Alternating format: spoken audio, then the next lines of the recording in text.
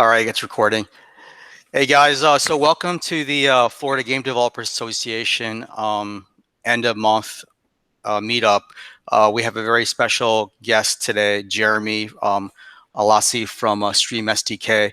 Really popular. I didn't realize how popular this plugin was till I told people that Jeremy, you're going to be the speaker today, and I'm like, oh wow, man, we know Jeremy.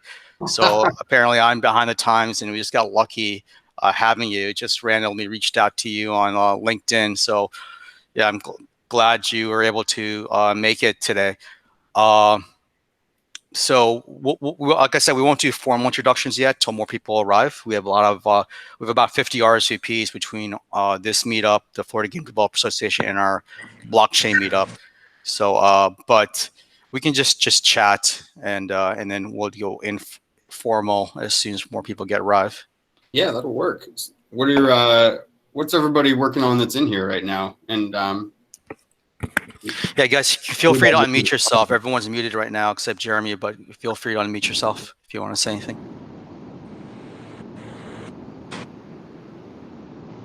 So my name is Paul Bronstein. I'm the founder of XR Labs, and I'm just here, showing up for the community. And I heard a lot about you, Jeremy.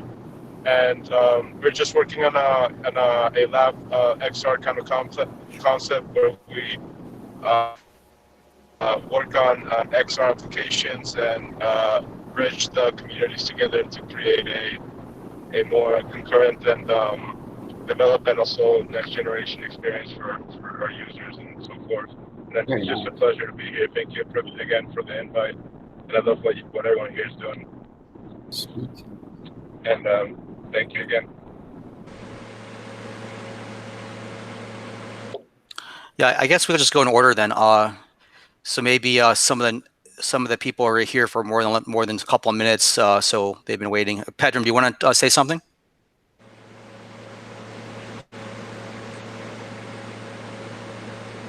Pedram, can you hear me?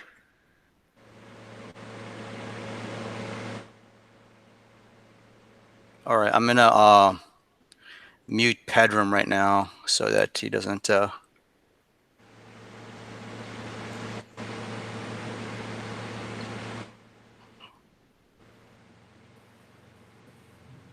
wow, we got EOS Miami here in the house. Yeah, welcome guys. I guess you're the furthest coming today, so we have our blockchain folks peeps here.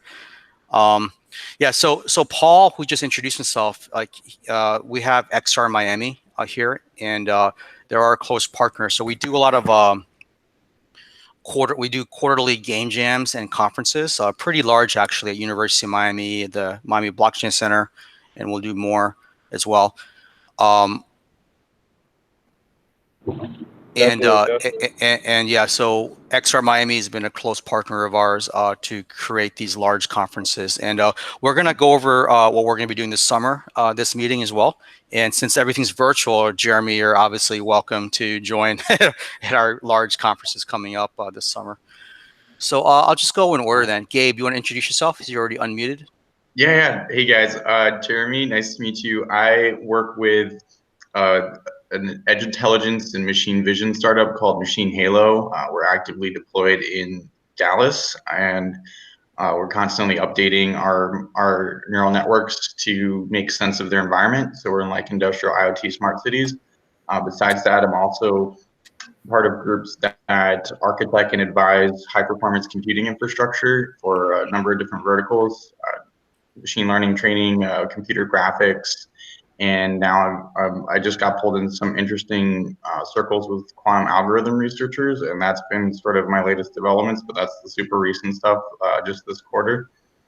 With that, maybe we can like pass the mic around, and like I'll elect Andy Collin to jump up next. I see him there. Hey, Andy. I think he's in Portland now, so we got kind of this whole. Andy, can you unmute yourself?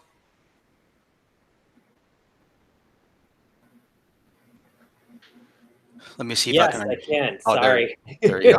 All right, cool. Yeah, I'm introduced to Gabe through Phoenix, so I sort of know a few of you guys. And Paul too, as well. So I run an animation studio out of Portland, Oregon. I kind of came out of the dribblings of the California Raisins in that studio. Some of the we worked for the Michael Jackson, Leave Me Alone video. There's a lot of Tears for Fears, I think, did one. There are all these little photo cutout MTV music videos. The studio that did that, I worked at. And so I kind of came out of that crazy time period and got into technology, of course, through the Amiga, and started to deal with technology and where and how animation came into the digital world. I was sort of early on in that, playing in that game. And so in a way, I kind of bond with Gabe because he's kind of the new guy on the block doing that. And so it's kind of interesting. So it's cool. I've been watching Babylon 5 recently, so I know a lot of that graphics from Amiga era. Yeah. Oh yeah. So that's sort of my life, and I've got a couple projects that I've been surfing, of course, running a studio. You start with the ad agencies, and then you work your way up from local to national, and then eventually you do some other things. And 9/11 happened, so all the agency stuff shut down. But then companies started doing things in house, so then I started to work for them in house. So I also did when the bigger studios didn't know how to deal with this technology world. How do you interact with the cost of producing something in the digital world with the physical movie world? Disney is set up on a big level, do you know what I mean? So to try to do little clips for web series for them was a different way of thinking. And so we ended up on some of the front cutting edge with them, doing some early content development for them. And of course, the way they work is once you get it down, then they mass produce it into their level and machine. Cool. So I So learned what are you working on now? What? What are you working on now? So I've now got a project of my own where I've started to realize that it's more about connecting the dots and getting everybody together. In other words, who are your sponsors and all that kind of stuff, and getting everything leveled. So I've been talking with Gabe and Phoenix and Paul about sort of dealing with the technology part of my content that I'm going to be doing. And That's so cool. Yeah, we actually have a lot of meetups where we use 3D engines to create content. So I'll definitely have you back if you want to present at that point. We do like using Magic Leap, using basically 3D headsets as an onboard front camera on film sets for DP. So we do those meetups, and we also have a film festival, the Miami Science Fiction Film Festival. We do 3 days of augmented reality for filmmakers, not content content producers, opposed to consumers. So yeah, definitely, there's a lot going on here in Miami for that. Cool. So, well, yeah. Thanks for. Yeah, I'm definitely going to get connected with you guys through them. So things will happen. All right, great. So Diego, do you want to introduce yourself? Unmute yourself. All right. Let's go. Gideon, or whoever is available. Yes. Hi. How you guys doing today? We're just waiting for a few more people. It's just informal right worries. now. Yes, I actually turned the camera on for a little bit. I have it on and off because kids run in the background, so you never know. But hi guys. Hi. Yes. Nice to meet you guys. I'm Gideon from Illumina Studios, based up in Montreal, in Canada. Finding a little bit warm here, so we're all hanging out in the backyard and stuff. But yeah, I've been really interested in like EOS blockchain. I've been following for a couple of years. Used to work, came from AAA background from Ubisoft as such, and launched my own studio 2 years ago. And the whole idea is try to bring we're making mostly 3D games mobile, but try to bring like an Afro culture into gaming, have different perspective in sci-fi. And so the first game we're trying to work on is also trying to bring blockchain to the gaming world. Really looking into trying to do like leaderboards, trying to do non-fungible tokens. So that has been kind of like our big adventure here. So we started out small. We're not really into the AAA space. We're more into like 2D games and such. And it's been picking up momentum. And so when I saw this meetup and I saw the SDK, because we use a lot of Unity, I'm like, this is right up our alley. So I was like, okay, well, what Jeremy is doing is very, very interesting. And how do we connect to this? So we've been doing mostly REST calls to try to get the EOS in. but being a small team and taking everything in-house does take a lot of effort. So we're also looking at different tools that can facilitate that, because right now there's a lot of interesting projects, but there are not many tools that make it easy for indie studios to quickly deploy blockchain right into the existing pipeline. So that's one of the reasons why this meetup seems very interesting, and this whole group definitely. is very interesting. Yeah, so basically anything you create, you're able to test. We actually have 2 game jams coming up, one next month, and a global game jam the following month. So what we're doing is letting people who create tools, like people like you and Jeremy, to test them out on our game jammers and offer prizes for basically using their tools and stuff. So you'll get hopefully a lot of beta testers in the next couple weeks through us. And also for your Afro future, we actually have an Afrofuturism track for the Miami Science Fiction Film Festival. Oh, nice. In fact, like our Star Wars Day, May the 4th be with you, earlier this month, we actually had a blockchain game jam. Well, we had a game jam. We also had a blockchain track, so you guys can watch the video. And yeah, so a lot happening. So yeah, glad, welcome. So now Diego's back. Diego, can you unmute yourself and just introduce yourself? Hi, sorry, I didn't do that before I was muted. Oh, no worries. So I'm Diogo Abreu. I'm from Portugal. I'm here on behalf of Blockbusters. We develop Kudo. We have a partnership with Telos because our yeah, man, system... you guys are the Unity blockchain gods now. Congratulations. Thank you very much. We are. Well, right now it seems that it was a really good meeting for us. Thank you. It was Suvi who invited us and showed us the event. It will look real promising. A lot of great people were joining. We are really excited to hear what you have to say and perhaps contribute a little bit. Yeah, definitely. I know you're still working on your games and SDKs. I know, yeah, definitely with your SDKs, that'd be interesting if you made that available to the students and professional game jammers this summer, and they can test it out for you. Yeah, we are right now. We are already looking for more game developers to join us and to try Kudo out. Right now, we have 4 games lined up to release when we launch on the mainnet, but we want to have more games to have a bigger quorum to even stronger our brand. And so if players are willing to try Kudo, they have more games to play with. And if a coin will be tradable between all games that will join the platform, that will be great for the user experience. They could try all different games and still use the same coin. Yeah. So I think half the people on this call aren't into blockchain, and half of them are basically either gamers or game developers. So we're going to keep it not just all blockchain tonight, but definitely there will be some aspects. And plus, growing the industry, you have to get the people who don't know about it as well. So some of the things might be basic for you tonight, but that's by design. Yeah. So Jeremy, one of the reasons why we have so many different people on the call is the Florida Game Developers Association. We're the only organization in the world that's an official Unity3D user group, an official Unreal Engine user group, a Magic Leap user group, and also a block producer for several EOS chains. So basically, we have a little bit of the intersection of all these different things. So it's like one stop to when we do a meetup, right? Where it's one stop for people to get their latest word out of what they're working on. And then we also host, obviously, the large conferences. So this summer we're actually going to be one of the sites for the global game jams. It's virtual this year, so hopefully we'll be the global blockchain site. So anyone who wants to make a blockchain game this summer is going to be our site through either University of Miami or another college down here. But we'll do all virtual.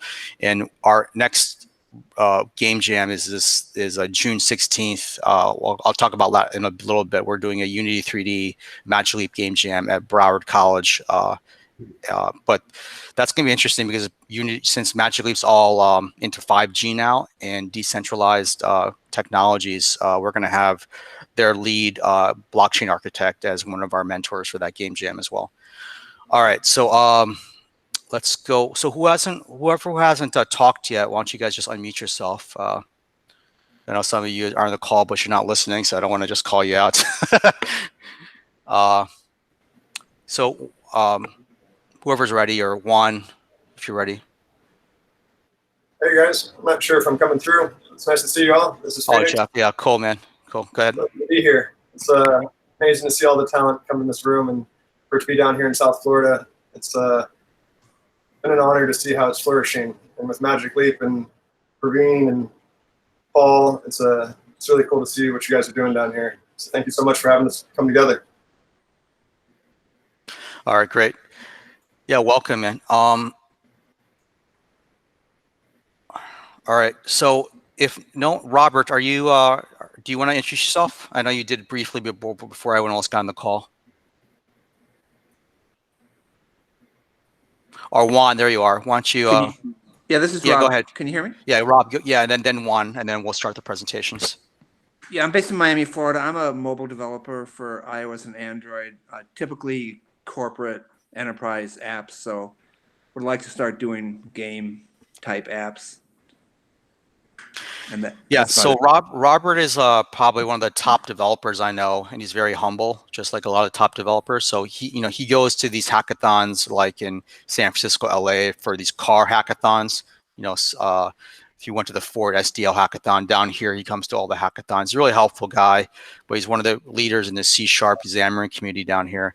In addition, he's works on some I don't want to like, if he wants to keep it hush hush, but he does a lot of really cool stuff, and with even Marvel augmented reality and things like that. So actually, I can mention that my recent app on my own behalf is going to be a gamification app, but it's not using Unity3D. So that's fun. Yeah, I mean, we're a user group, but we do a lot of other things as well.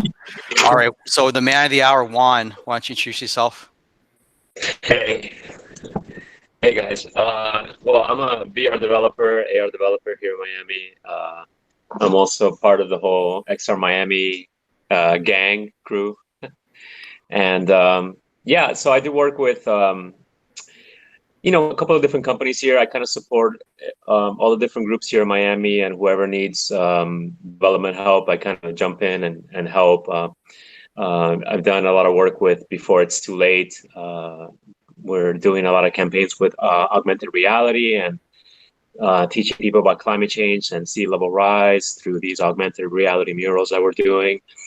Also, we're trying to jumpstart a lot of projects in VR. We're doing some VR galleries. We're trying to do the whole Burning Man community here. We're trying to bring that into the virtual realm now that Burning Man is going to be going VR also. So I'm really interested in seeing how the streaming part of this works, and seeing if we can do some of this streaming for content for AR and VR. AR primarily, to see if we can, how we can apply this to augmented reality and dynamic content. That's really one of the things I'm really interested in hearing about. So, yeah, definitely. And the time is now for Juan and all of us on the call, because a lot of things we've been doing over the last couple of years, it's like almost like got us ready almost for his time. So Juan's actually done a lot of stuff with Dwayne Wade, other real sporting celebrities with augmented reality, and he's also just really very helpful. So I learned the hard way. If we ever see Juan at a hackathon, just be his friend. You can never outcompete him.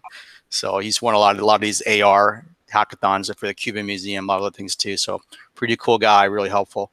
And then he even, for all you blockchain people out there, he actually was our speaker for our AI blockchain alliance with we talked about tokenizing Dwayne Wade sneakers and putting that on blockchain. So we got that YouTube video in VR. I'll share with you guys on the chat. All right, we'll just do one last introduction. EOS Nairobi, then we'll start the present. We have 3 presentations tonight, so we'll get to it. EOS Nairobi, do you want to unmute yourself? Yeah, hi guys. My name is Brian from EOS Nairobi. I work as the Chief Marketing Officer. Gained a bit of interest in the gaming and 3D space, so I'm looking to learn more about how I can get into that space and just go with it. Thank you. It's awesome. Welcome. So we actually have our relationship with Nairobi already for our Miami Science Fiction Film Festival for the Afrofuturism segment. One of the winners is from Nairobi. He did a documentary on NASA in Nairobi. Apparently, they had like a part of the Apollo program is out there. So I'm actually supposed to send him some footage from the festival when he was out in Miami. It's actually his first time in the United States. He came to our film festival. So I'll introduce you. His name's Willis out in Nairobi. So yeah, welcome. Cool. Thank you. All right. So Thompson, last person, then we'll start. Want to unmute yourself, Thompson? Oh yes, definitely. I'm just your generic game out. If you need someone to draw some free purchase for you, you know who to call. And also, I kind of run the Discord for the F2DA, that too. Yeah, so one of the things we do is, meetups are just the tip of the iceberg. We actually make games. I mean, all these conferences, meetups, and everything else, it's a means to the end. The end, it's not the end. The end itself is actually making games. So what we do is every Tuesday we have a virtual meetup on Discord where we actually work on a community game together. So last fall, from September to December, people with zero experience in game design just always wanted to make a game. They learned from scratch how to use Unity, and by the time we did our large conference in December, University of Miami, at that statewide competition, they won second place in the whole state, making a 3D Pong game. And so it was a huge success because people met really passionately every Tuesday on Discord. They all had day jobs. And our current game for Community Game Project is a Magic Leap game. And we'll talk about that. That's going to be released on June 1st, hopefully. And we're going to call it the Raid on Magic Leap headquarters. So originally we were going to get a private tour of Magic Leap, but now I'm not so sure. But anyways, that's why I'm wearing this shirt right here too. The whole raid on Area 51, we were going to raid Magic Leap. But yeah, we'll see how that goes. All right, so now we'll actually start. So we have 3 speakers tonight. Jeremy, obviously, I don't want to bury the lead. So Jeremy will be our first speaker, so that if anyone has to leave, they don't have to stay all the way till 10 p.m. They can hear Jeremy. And then our second speaker will be Paul Bronstein, and our third speaker would be Pedram. And then at the end, because Juan, I didn't ask to prepare anything, but he said he'd be willing to come on. If Juan wants to show anything, he'll be our cleanup batter. And then if anyone wants to show their games or their content in between sessions, that's fine too, because this is open gameplay, open game testing as well. And if you don't want anything on camera, because we're recording, at the end of the meetup, we're going to stop the recording so you guys can speak freely without being recorded. All right. Oh, so Pedram, you didn't introduce yourself. So you're muted before. Hi, my name is Pedram Rizzi. I work in the area of artificial intelligence, cybernetics, and distributed systems. Right now I'm working on a robot dog, and I am using Unity as a simulation environment for machine learning. Yeah, so Pedram actually hosted us with Dan Miller, the head of XR for Unity3D. We did a meetup at his lab at FAU, the robotics lab. So really well attended meetup with Magic Leap employees, Unity AI gurus. So we did a self-driving Unity AI meetup with Pedram and his dog. So pretty cool stuff. All right, now we'll start. So Jeremy, I'm going to hand over the floor to you. I'm going to pin you to the screen as well. That'll work. All right, great. So the floor is yours. Wonderful. Well, thank you so much, Praveen, for bringing me in. And I also want to give a shout out to Jeff Ferguson. My first introduction to the XR Miami group was through him. And so I am very pleased to see how much talent there is down there. I've definitely been hearing good things over the years. I know some people from the Norfolk, Virginia Beach area that fly down there on a regular basis because there's so much tech going on, more in the government space, which is a lot of what we see in the Norfolk, Virginia area. But hearing about all the cross-pollination is also very encouraging, because I think that's really, when you get those multiple vectors all sort of conflicting, that's really where the sort of new directions come from, right? So it's I think the group that you all have is going to be very productive, and it's exciting to be a part of it, and I'm humbled to get to speak to you all. So StreamSDK, and I guess I should give a little bit of a history. I've, you know, I don't want to talk your ears off too much, and I want to get to the point at hand. But I've been developing games for a long time, since like the late 90s. My first published game was with Garage Games back in like 2002, 2003. Jeff Tunnell, who was the original CEO of Garage Games, was a mentor to me. And so that's kind of where I got my start. The first game that I got published was called Aerial Antics. It was a jetpack flying simulator. So I don't know if any of you all used the Torque engine like back in the day, or like Blitz 3D or Dark Basic. Those are sort of the tools that I got my start with. And even before that, I was programming on a TI-85 calculator. That's like where I made my first game. Had some success with mobile, so that's really, I think, where I found my first financial success with game development. I made a couple of games that were sort of in the millions of downloads and generated good revenue for me. I wrote the book, iPhone 3D Game Programming All in One. And so that was I think that was a really great period, sort of that 2008 to 2012 period. But the writing was on the wall. We still have that book in our library here in Florida. Oh, do you? Oh, nice. So I'm going to have you autograph it one day. For the library, because we actually host our Magic Leap meetups at the library, so they won't mind you autographing it. That'll be awesome. I've got to make it down there again. It's been a few years since I've been down into Miami, but got to get down there again. Anyway, coming off of that period, that 2008 to 2012 period, I noticed there were some changes going on in the mobile world, and I'd done well, but I hadn't accelerated my mobile business to the point at which I was raising the type of money that I would need to compete with the big dogs in that space. And the space was quickly getting, what's the word I'm looking for? Commoditized is, I think, the word that I'm looking for. And so in order to sort of stay at the top, you know, the big guys were spending $100,000 a day. And it was, you know, you could get your downloads, and you could capture some revenue, but it was changing. The whole market was changing. Some of the little discovery tricks I was using on Apple were going out of style. And I noticed too, with the games I was making that were popular and making me money, that there was a pop and drop effect to game development that I wanted to move away from. And so in 2012, I did a startup competition. It was the first startup competition that I had done. And I pitched an idea called Handheld Handyman. And at this point, I have some slides that I could probably pull up. So I don't know if this. Yeah, you just click on Present Now on the bottom. Boom. So there's my screen, and let's see. Almost, yeah. Let's do it. So I'm going to pull up some slides real fast. So can everybody see that? Yep. Cool.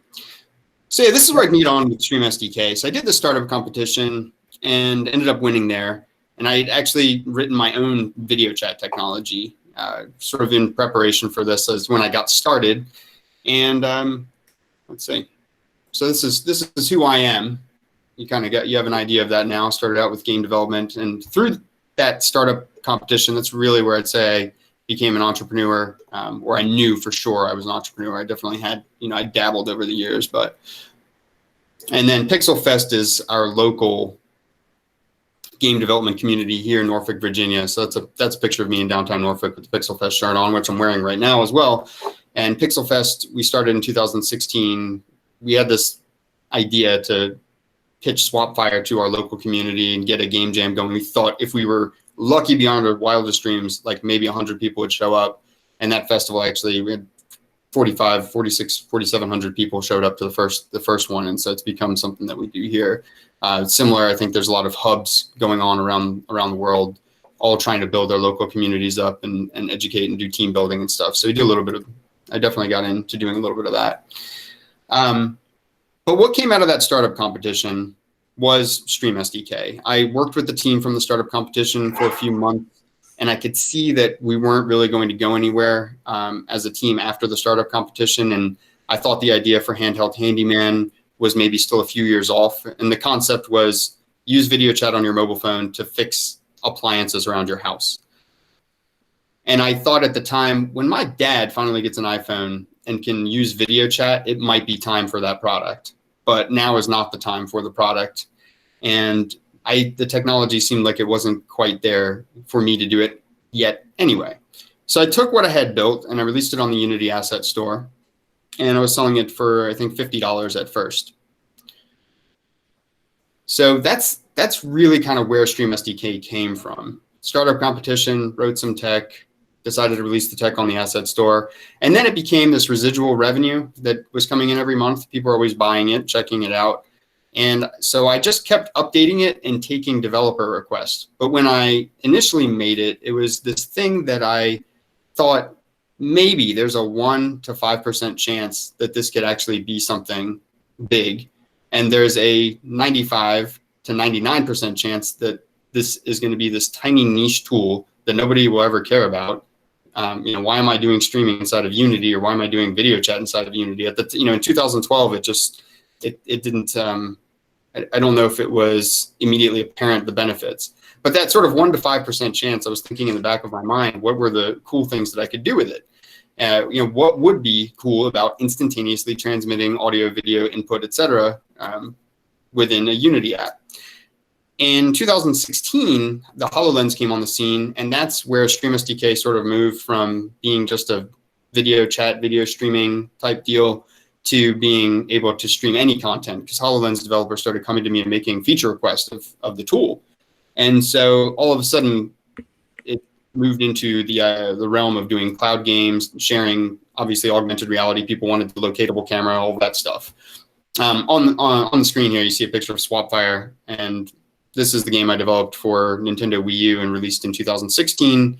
It's a pretty cool multiplayer game. When you shoot each other, you switch places. So I actually have a demo of that runs now as a cloud game using StreamSDK as the backend powering it. So ported it to the PC, and now one machine can cast that out to 4 other machines anywhere in the world, which is kind of cool. So handheld handyman, talked about that a little bit. Now getting on to what it should be, and this might be interesting for the blockchain people that are in on this meetup, and it's pretty cool. There are a number of you. One of the things that I did end up doing, I took a number, I would say, of detours along the years, because when I initially created this tech and I thought there was that 95 to 99% chance that it really wasn't going to be anything big, I didn't see the really big potential in it right away. I created a couple of Bitcoin cryptocurrency startups. I created some other games. I did a festival. I sort of dove off, and I created a traffic monitoring reporting app. So I dove off in a number of directions looking for something that I thought would be a bigger idea than what I had sort of originally got in the startup world on. All the while still working on it, never giving up on it, but never really thinking it could be a big thing. Now, 2020, I'm thinking about this technology as a way to allow for a new decentralized philosophy for computing. And I take some of my inspiration from my experience with Garage Games, which wanted to empower independent developers. And they're really the one, they could have coined the term indie game 20 years ago. And Bitcoin, which, again, it's a decentralized tool. And that was always my favorite part of it, was that you could host a machine at your house and that machine could make money for you. I always thought that was really a great idea.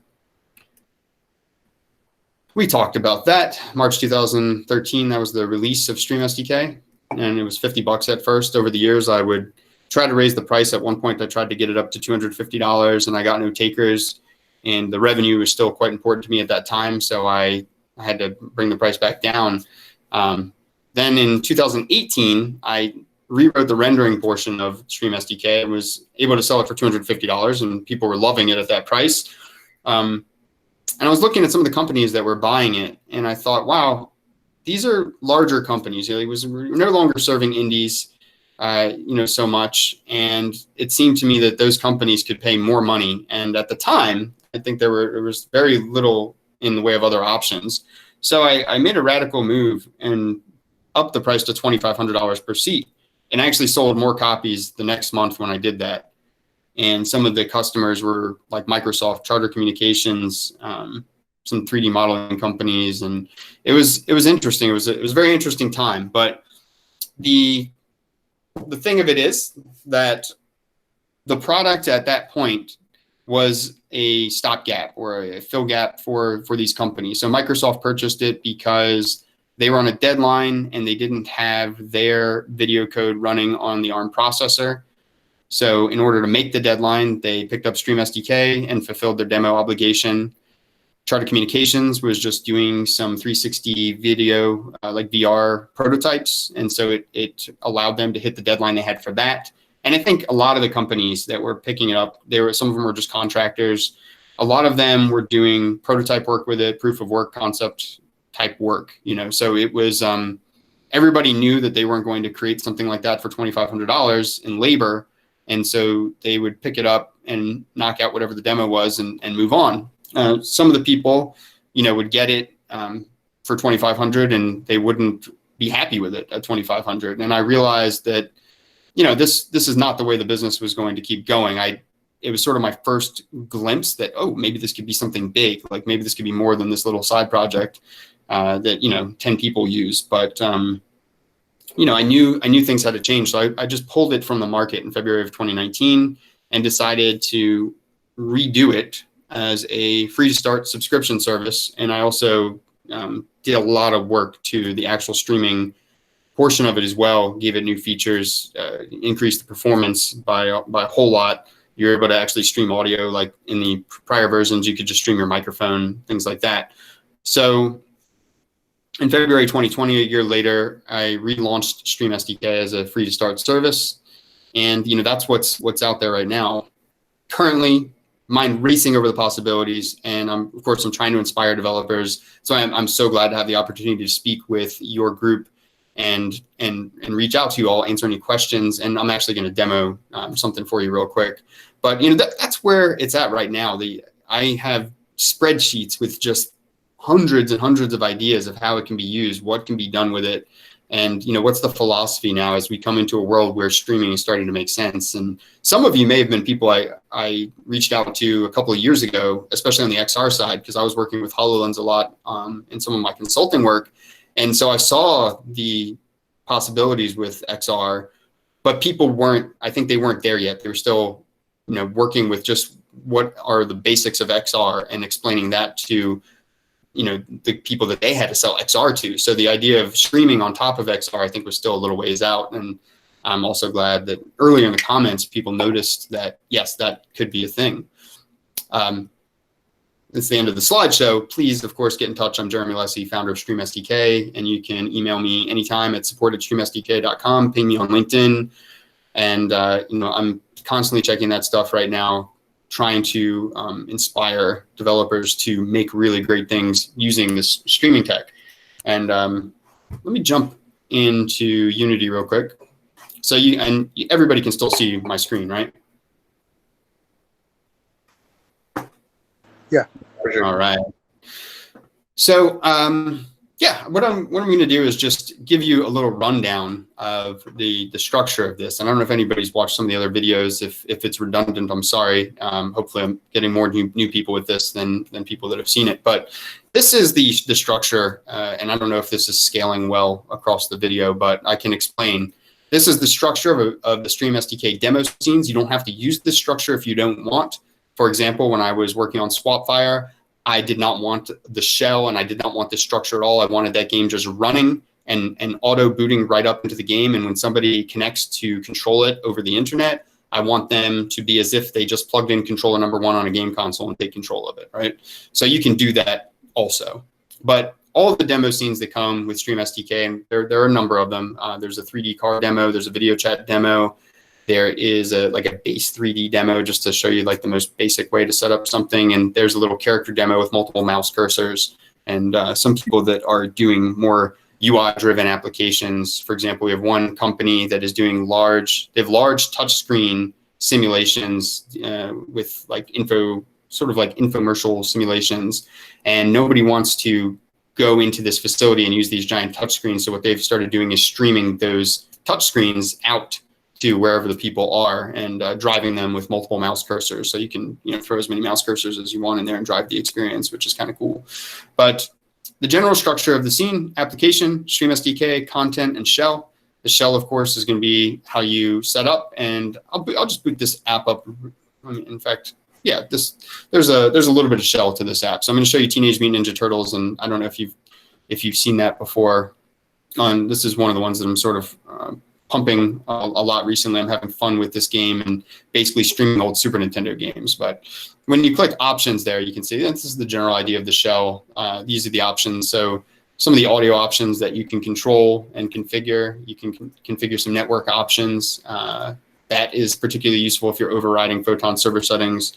Currently, StreamSDK is using Photon as its basis for network operations. You don't have to use Photon. I have a wrapper, for example, for TNet. I've wrapped numerous versions of Unity's legacy networking, and any way that you can send bytes over the internet, you can use. So you're not in any way married to Photon, but Photon is a nice, easy button, so I like that.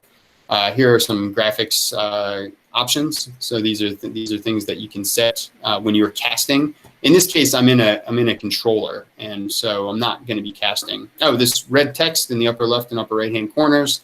These are associated in the shell with just some little debug tools to show you errors related to the API as far as your StreamSDK account goes. So are you running on a platform that you don't have a license for? Have you eclipsed the number of connections that you're allowed to have in a given month, so on and so forth? And so you can work off of those to guide your user experience based on your account. The content gets turned on when you, for example, click the play button. So if I clicked that, the content would be activated. Application controls things, like the frame rate and, quit on escape, just basic things that run the whole application. So what I want to do is guide your attention to just 3 game objects that I think are the most important when we talk about StreamSDK. The StreamSDK UI Manager. This will set your resolution and your full screen status. Jeremy, can you increase your font size? Yeah, so I'm working on a Retina Mac Pro here. So let me see if I can scale this down for you all so you might read it. And I'll just have to shrink Unity a little bit. Oh, well, look at that. Unity auto-adjusted. How wonderful. That did not used to happen. That's so cool. Is that more legible? Yeah, definitely. It's bigger. It's great. Wonderful, wonderful. Yep. So the UI Manager right here with the width, height, and full screen status, that's going to override anything you put into your player settings, just to let you know. So by default, all the StreamSDK demos are going to come out at 1280 by 720 in a window if you deploy it as a standalone, and even in the web browser. The containers object, these are basically the containers you want to turn on and off. For example, to run the shell, you can see that right now the main menu is on, everything else is hidden. If I, for example, with this send a message, hey, show container options video, it's going to show that. It's going to hide the rest of the containers. So that's just an easy way to manage the shell. You could create your own shell with it if you wanted to. You could also just throw it out the window if you didn't want to use that. No big deal. Then I'm going to jump over to the StreamSDK component itself, which at its most core, really what it's looking for is for you to assign a camera and a stream display. And so I would say a couple of years ago, this was a simpler component, and I am always looking to maintain simplicity, but it was lacking some of the power that it needed in order to grow. And I'm going to try to continue to keep it as simple as possible while it grows more powerful. But, basically you assign a camera here. You're like, hey, this is what I want to stream. Whatever this camera sees is what I want the people that are receiving my stream to see. And you'll assign a stream display, which is a raw image here. This is actually an array because you can receive multiple streams. So for example, in the video chat demo, there is a 4-on-4 video chat. So you can talk with 4 people all at once. And so this would have 4 stream displays to receive from all of those people. And that's at its core. I want to see what this camera sees and stream it, and I want to receive other people's streams over here. You can also assign input axes. So in this demo, we're using Live Retro emulator, which is encapsulated inside of Unity, and these are the axes, the input axes that are associated with that. So I also have these defined in my input manager, and basically said, hey, I want to keep track of these 10 axes, and then I can access those. I can access a remote client's input by saying StreamSDK.getAccess one of these axes names, and then comma the index of that person as they're connected to me. And then we have the advanced options. So these are things that will allow you to sort of control the fidelity of the stream, the bandwidth of the stream, and even some of the function of the stream. For example, the audio type. What type of audio am I sending? Am I sending my microphone, but I'm not hearing any audio on this side? Am I sending the game audio and I want to hear it on this side, and I also want other people to hear it? And there's a number of different mixtures on that. There's just a couple of things here. And there are like 55 pages of documentation at StreamSDK.com that will explain all of that stuff, so you can get into that. And then the third component here is the StreamSDK transporter. So we're running, there's a couple of other components that this assigns because we're using Photon as the net tech. But essentially, this is where you can wrap any networking technology. When you look at most networking tools, you essentially are given the option to join, disconnect, send data, and stuff like that. It's all almost the same, but everybody does it in a slightly different way. So the transporter brings it together so that you can use just the StreamSDK transporter's interface for that, and then you can wrap any networking protocol that you want. So that's where you set the net tech. We have a content container field here so that when you actually join and are connected via the network, it will show the content that you intend to stream. You don't have to use that. Again, if you look at, if you actually download the SDK, you're going to see 4 folders. I have a couple more in this project just because it's an experimental one, but I've got core, demo, doc, and tool. And under tool, there is a component called auto start. And so there's a little bit of code in there, but you'll see how to boot up StreamSDK really quickly without the shell or any of that.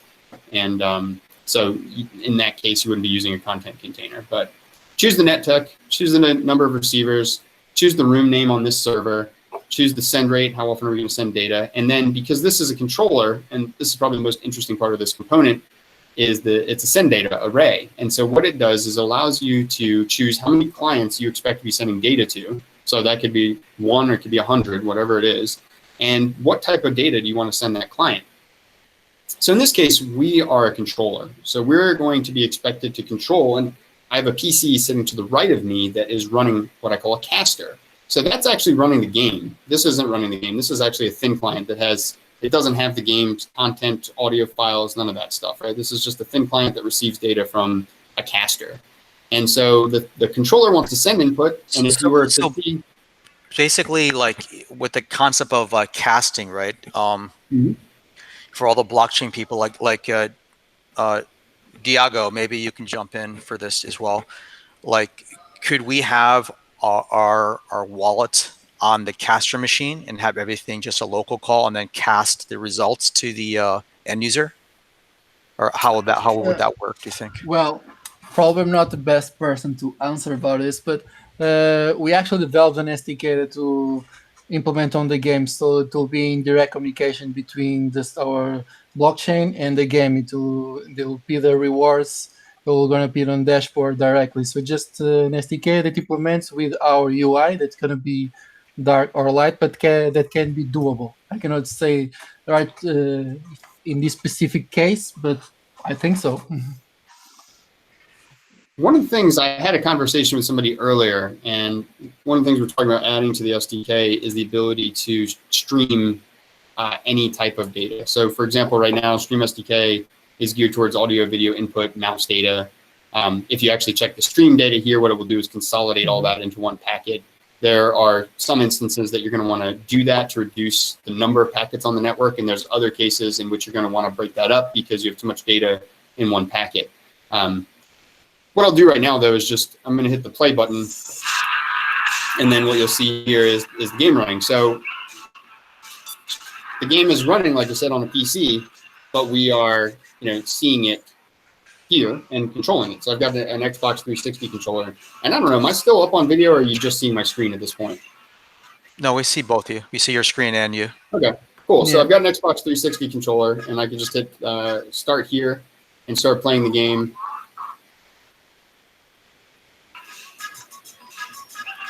And while I'm sharing my screen using Google, I'm getting maybe a slightly lower frame rate, I think, than normal. You can see here Unity still cranking out at 300 or 400 frames per second here. So I'm actually going to play this game over the internet.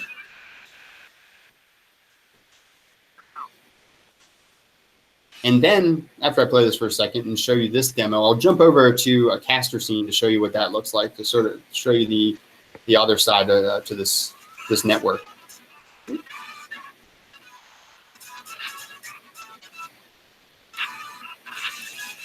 So I did this the other day using Discord, and Discord definitely wasn't eating into my my computer as much as Google Meetups is. But still, I'm able to play the game, and you know, I can stream this game at 60 frames per second. And it's barely noticeable playing on this versus playing on the actual Super Nintendo, which is kind of cool.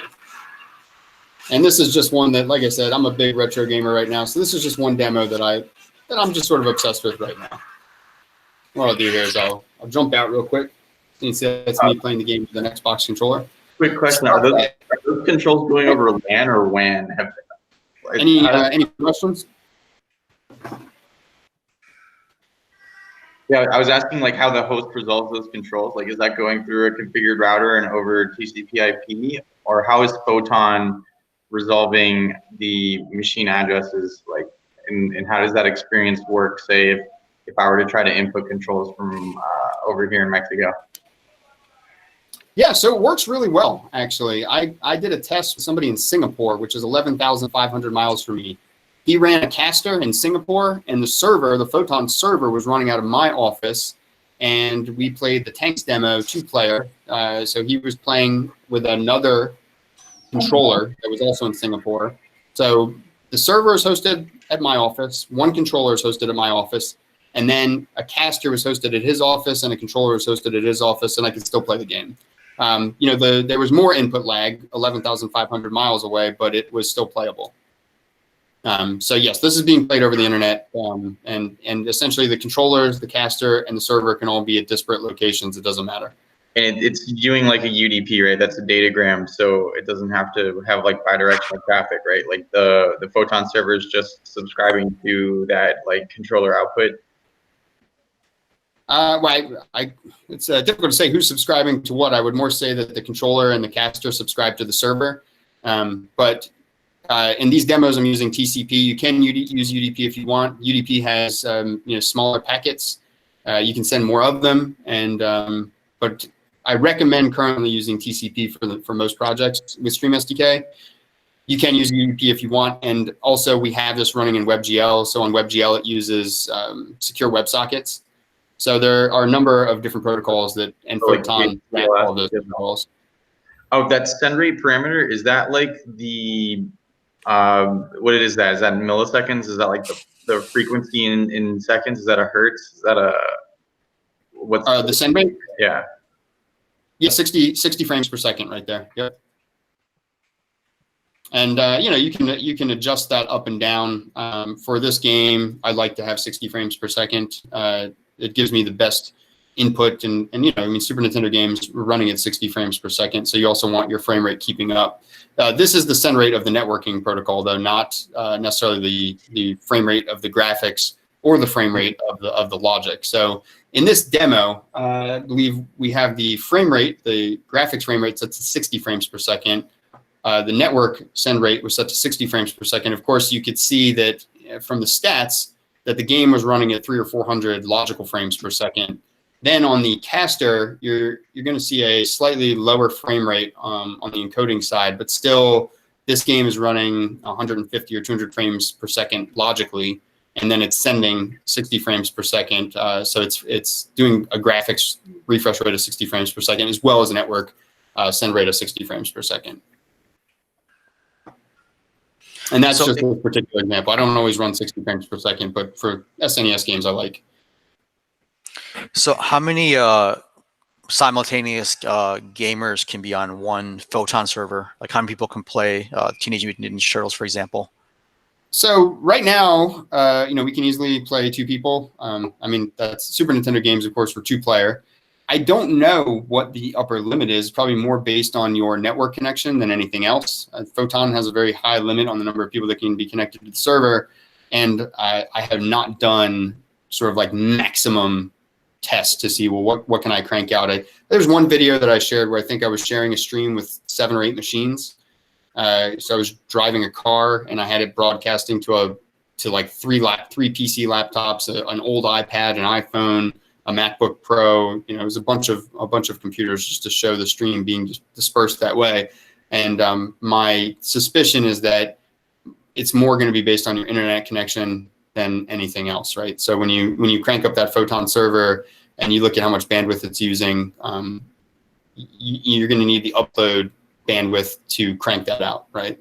And that's going to depend on, what your frame rate is, what your audio quality is, your video quality, and all those things. So, if you want to send out a bunch of like 90p video and like low quality audio or no audio, of course, you're going to reach many, many more people on that bandwidth.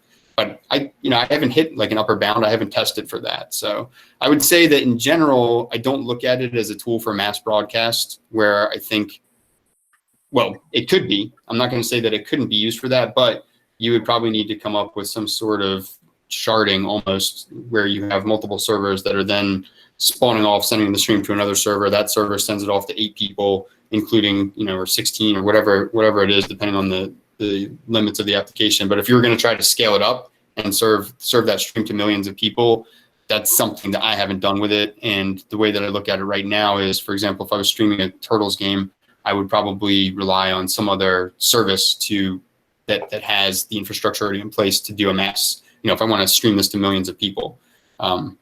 So let's bring in like Juan and William and Art, like all the Pedram, the robotics, AI, AR people. They so they all work at the Cognitive Robotics Lab at Florida Atlantic University. So I know they're doing a lot with in the age of like volumetric broadcasting and 3D capture. You're not just each minute can be gigabytes of data, not just megabytes. So what do you guys think about streaming volumetric data using this tool, if for a Magic Leap or some other volumetric device like HoloLens? Art, can you unmute yourself? And you can also introduce yourself. I know you got, and William as well.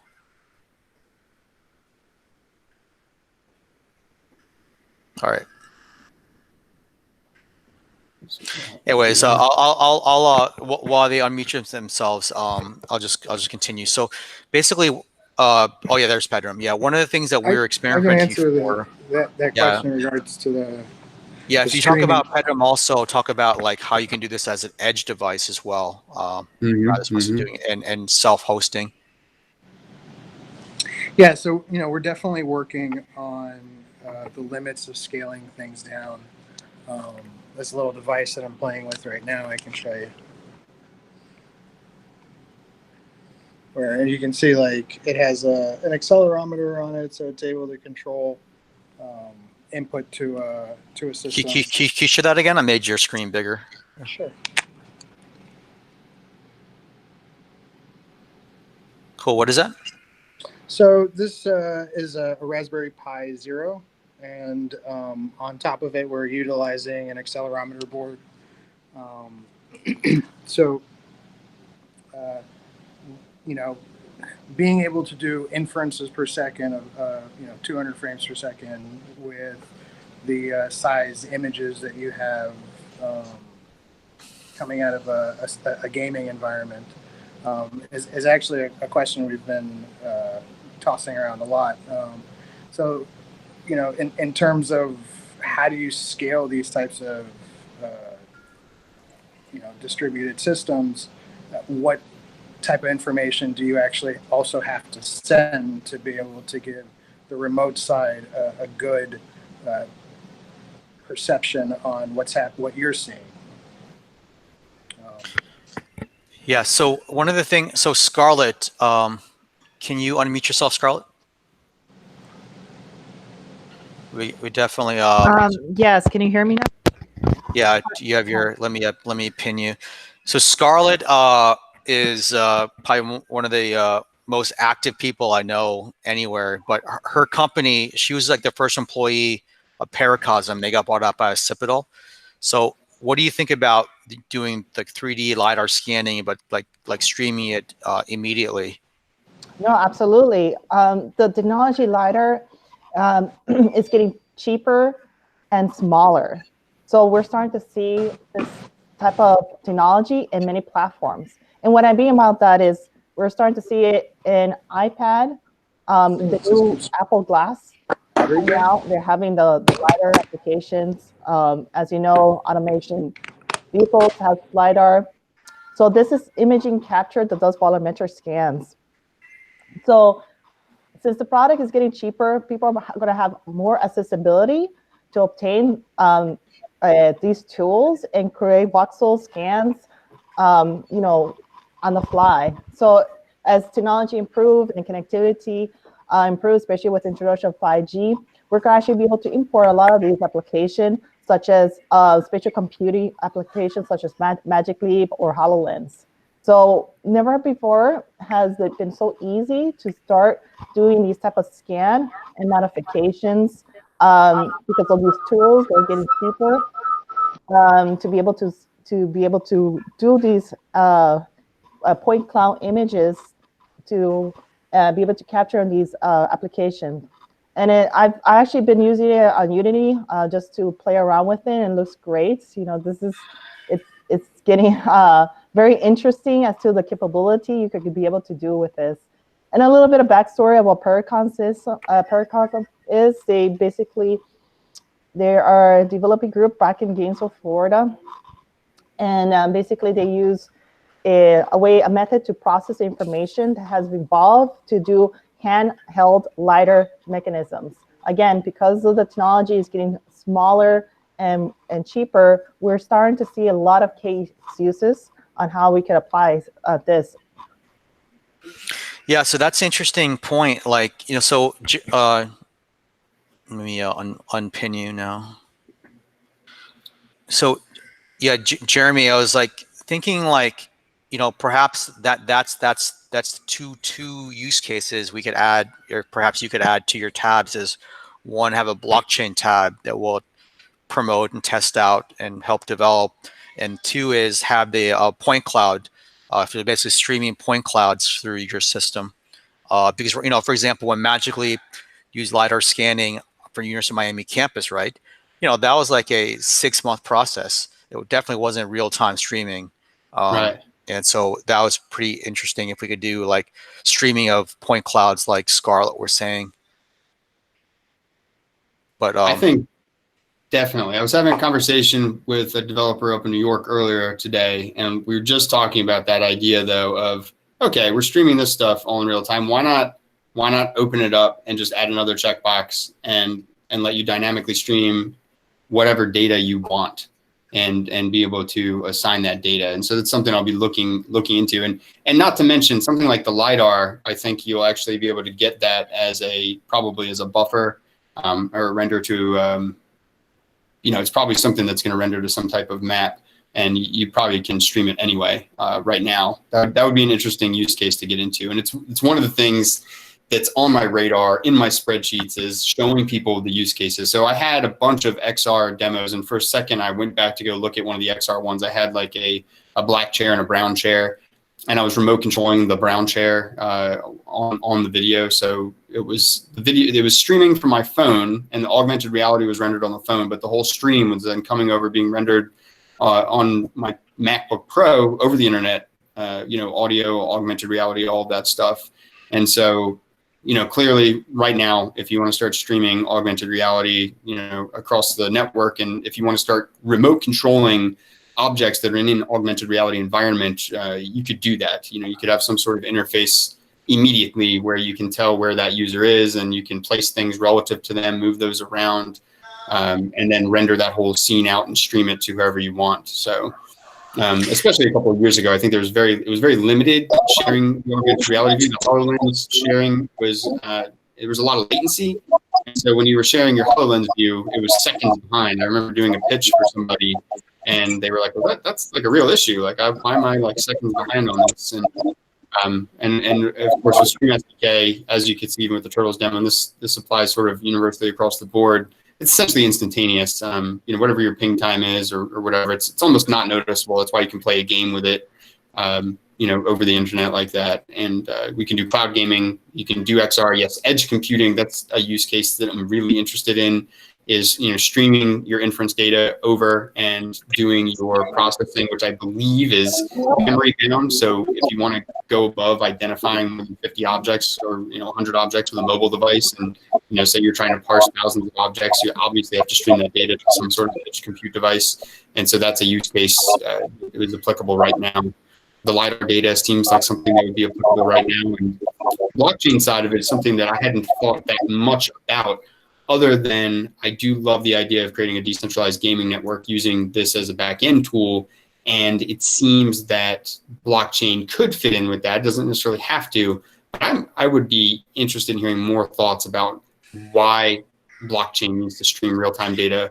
And that's a fascinating subject. Yeah, you're actually, there's a lot of people on this call who are the experts in that field. So with EOS Nairobi, one of the things that Talos has done is they have a tutorial on controlling IoT devices by blockchain, like using a smart contract to actually unlock a Raspberry Pi controlled safe, like a physical safe. And the safe itself, the locking mechanism is controlled by a smart contract. So maybe EOS Nairobi can talk about that. And also Pedram, you know, he just showed his Raspberry Pi. Like basically, I know one of the big things with AR and blockchain is the whole concept of digital twins as the marrying piece. So instead of controlling a Teenage Mutant Ninja Turtle object, you can actually control like an actual physical object as a digital twin, and that's really what, you know, all this like Magicverse, Magic Leap, and the virtual reality blockchain alliance, all that stuff is. You know, it's virtual objects, but they're married to real objects in the augmented reality world, like a digital twin. So the people on the call can talk about that. And but there's actually, we got some new people like Luis. Do you want to introduce yourself? Because Luis actually has done more 3D scans of actual physical places in Miami than anyone else. So Luis, do you want to talk about what you've done recently and how you see this being used? Although I know you arrived late, so you might have missed some of the presentation. Yeah, I'm sorry, I was so behind. We're doing some other meetings, but yes, we believe that all the physical spaces will become digital spaces. And I just don't want to talk so much of things that you guys were talking before, but it is a big understanding of the digital world that's happening today. So I just don't want it. I just want to keep listening to all these beautiful people and minds working together. And when my background is in also real estate, over 25 years in real estate spaces, coming into digital. So my merger in my mind for many years is virtualizing real spaces, and real spaces becoming virtual spaces in a virtual economic way. So by saying that, I'm very happy to be being part of this beautiful community. And by saying that, Praveen, thank you so much for the invite. Sure. Yeah. So, you know, one of the concepts, you know, we could explore over time, maybe this summer, is the concept of skinning your environment, right? It's one of the things that Magically we used to talk about a lot as well, where you have your environment and you have each verse, they call it as a skin. So one of the verses we made last summer was Jurassic Park. Like you said, Jurassic Park, where everything you see is all giraffes all the time, right? So basically you take the 3D scan that Luis makes of University of Miami Tech Center ground floor, for example, and have Jeremy's software skin it for you and stream whatever you need to stream, or have the game time real play in AR. But let's bring I think Juan Gallo was trying to jump in a few times here. I muted him a few times. Juan, were you trying to say something earlier? Sorry.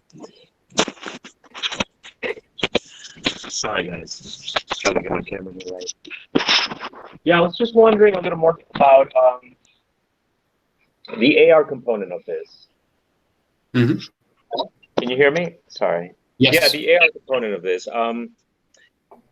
Can you go over a little bit more of the case uses for it, because you're talking about controlling another experience through online, and then you're talking about sharing experiences. So I just want to be clear specifically as to the possible applications of this. So yeah, it's always a tricky subject. I'm gonna try. I'm gonna stop sharing for a second and see if I can find this video. So I have a video of some old AR, XR type stuff, and I think I moved it out to another drive. But essentially, 2 years ago, when I was pushing this to people that were AR, XR, even VR, the idea was, hey, when you've got that headset on, nobody can see what you're seeing. And wouldn't it be nice to be able to share real time what you're seeing, and whether that be across the internet or just somebody that's in the same room? Because once you put that headset on, all of a sudden you're seeing a different subjective reality than they are. So that is like the really low hanging fruit is, yes, you can instantaneously stream that view anywhere in the world. And so you can share that perspective, very easily.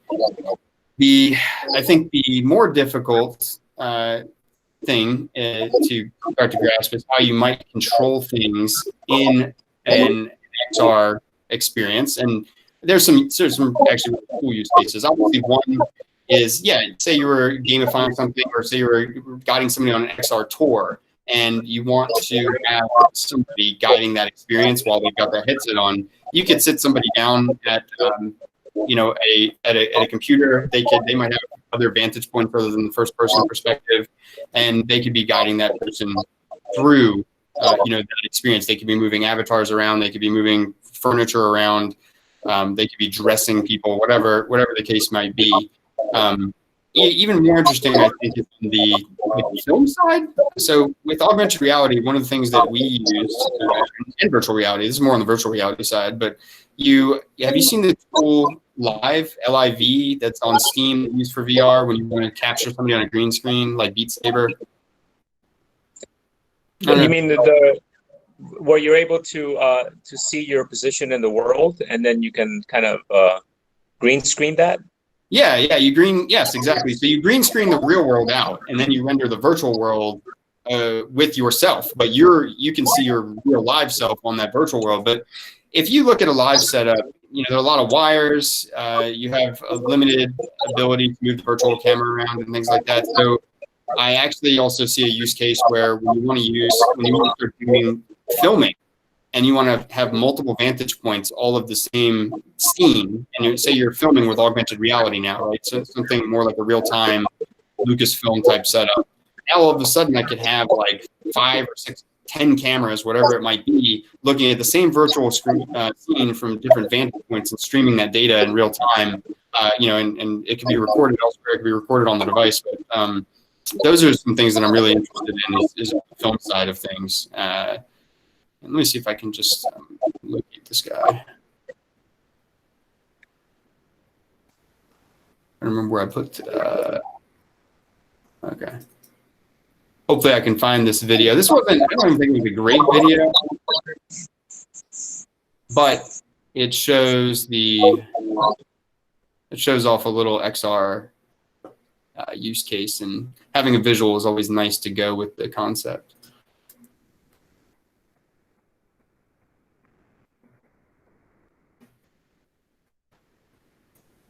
Yeah, oh, good.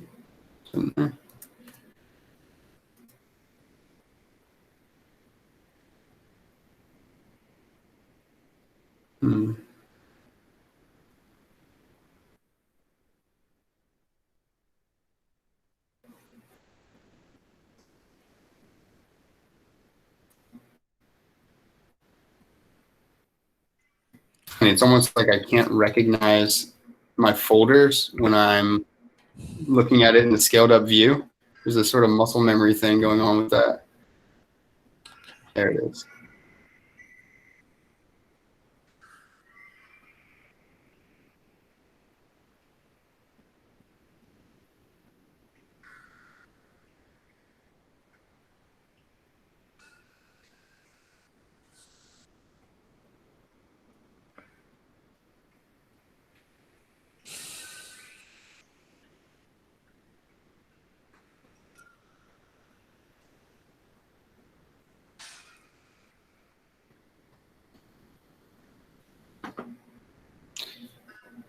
This drive is aching to be replaced. It's got the slowest read-write speed. All right.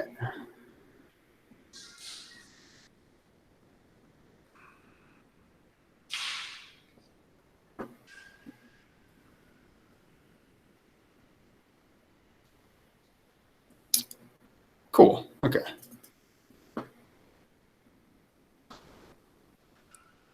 All right, so we share my screen again.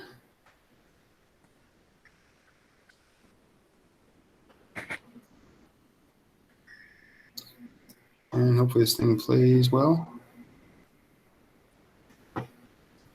So this is, I get something I knocked up really quick, but it more or less what's going on in this video. And there was some, text that, talking that was going with it at the time, but I'll talk over it now. The stream is on my iPhone, and of course the chair on the right there is an augmented reality chair, and then my laptop is actually recording the video. So the video is coming from my iPhone, going over the internet, being captured on my laptop, and also being remote controlled from my laptop. So you'll see in a second where I'll just move this chair around, and I'm also capturing the mic at this time. This is a video from maybe 2018.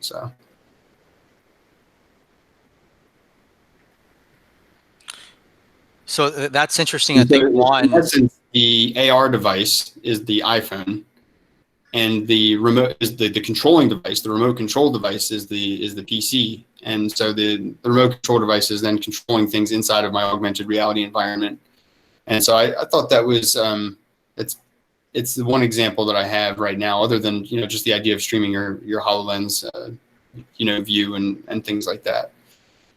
So that's pretty interesting. Like is using as a control to someone else's device. I don't know if that helps illustrate anything, or if you're already imagining something like that from what I was saying so before. You're controlling. Yeah, essentially taking control over things that are inside of that augmented reality environment from a remote location, and at the same time sharing what you're seeing from that first-person perspective. And of course, you get different user experiences and different capabilities when you present somebody with a first-person perspective. Something like augmented reality or virtual reality is very immersive.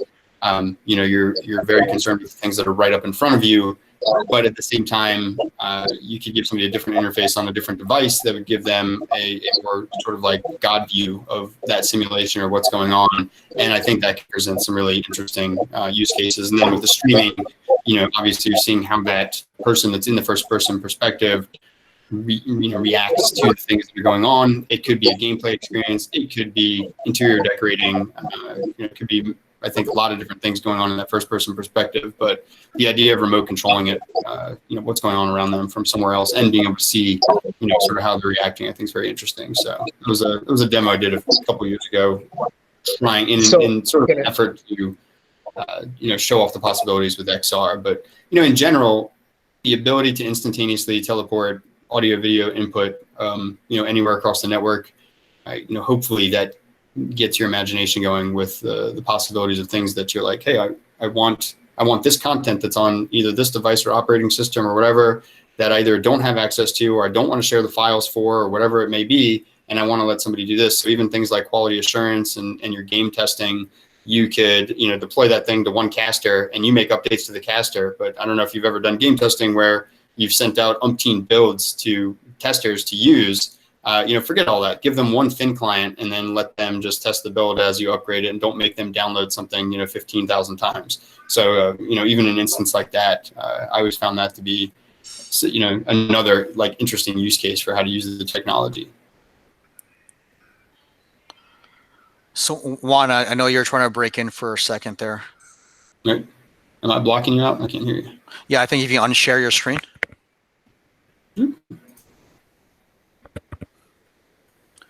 Great. Juan, are you there? I don't know if me presenting was.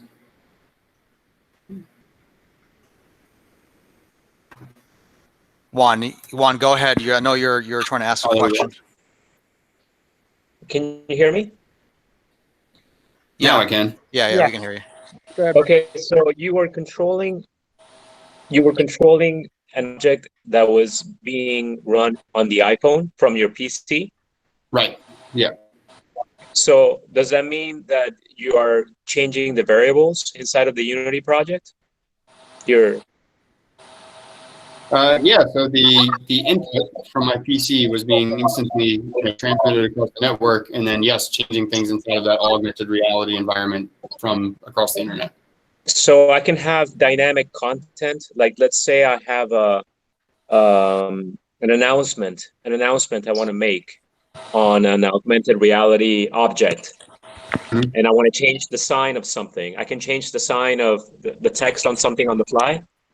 Oh, you can do that too. Yeah, sure. If you want to stream content into an augmented reality environment, yeah, you can definitely do that. So it doesn't have to be the whole screen or just like a display or something like that. I mean, if you want to put that, if you want to stream something into the 3D environment, you can do that too.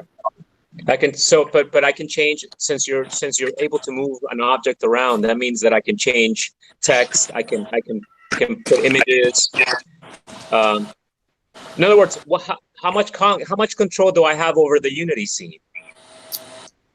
That is difficult to say exactly how much, because it's currently it is the things that you can change inside the Unity scene, of course, or whatever audio and video are playing from some source. You know, like I said, you can change that. Any input axes can have an effect, but you would need to program in advance for the input axes or the mouse, something like that. Where it gets really dynamic, of course, is when you can choose what the video, or it doesn't have to be video. I mean, you could stream a texture or something like that if you wanted to, but any of that is going to be, I think, the more dynamic part. But it would be interesting to see what you can do with the transporter, the input manager, and the mouse without writing any custom code. So, for example, the Teenage Mutant Ninja Turtles demo, the cool thing about that was I turned a 30-year-old game into instantaneously a multiplayer title without having to write a lick of netcode, just using StreamSDK. So I had to write no network code to do that.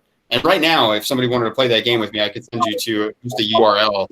I haven't tested it, so it might blow up in my face if I do this, but I'd love to do the test right now if somebody wants to go to a URL, send it in the chat. So we could play Teenage Mutant Ninja Turtles right now online. Does somebody have an Xbox controller on a 360 controller?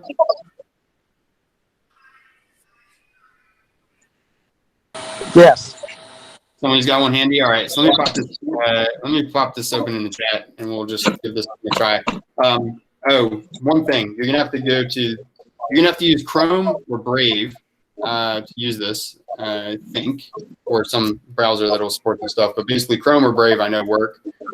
First, go to this URL.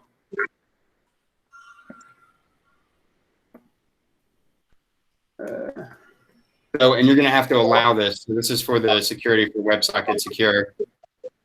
And there'll be like a thing, like advanced options or whatever. It'll say you can't use it. And you'll click the advanced tag. So so I've already done it today, so I don't need to do it again. But.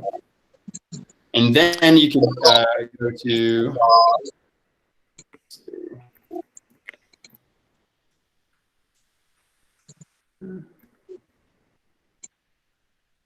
actually, yeah, you can just go to that demo. And hopefully this works with the Xbox 360 controller.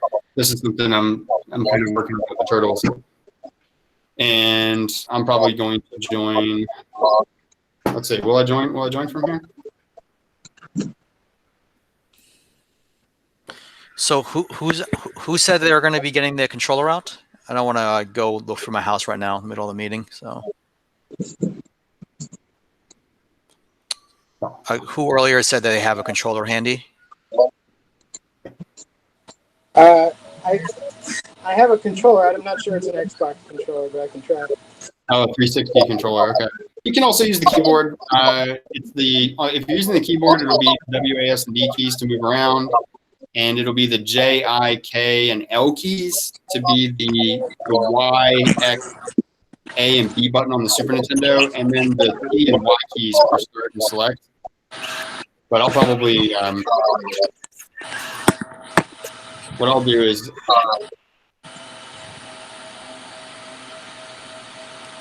I'm gonna turn my own audio off here.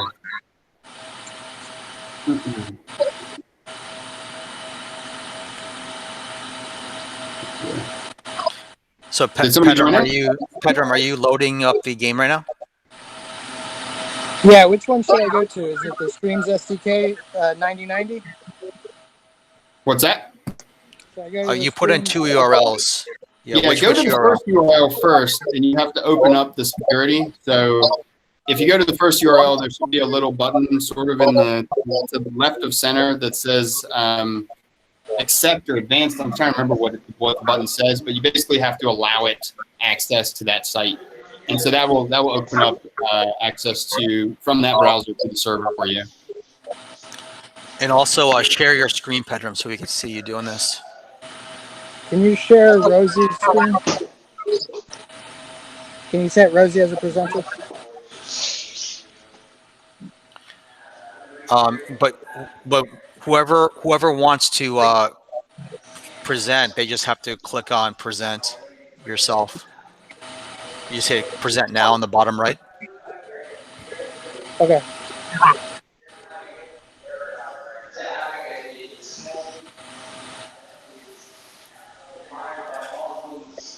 Yeah, we can see it. All right, so that looks good. Go to anyone. Yeah, that actually looks good. So now put the other URL.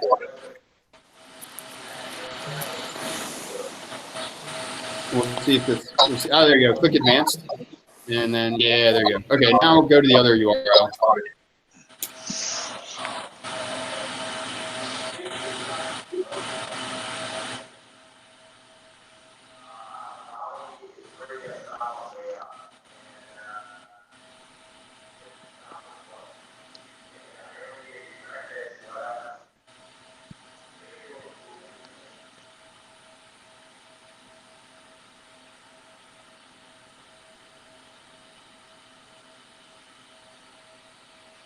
I better change something real quick.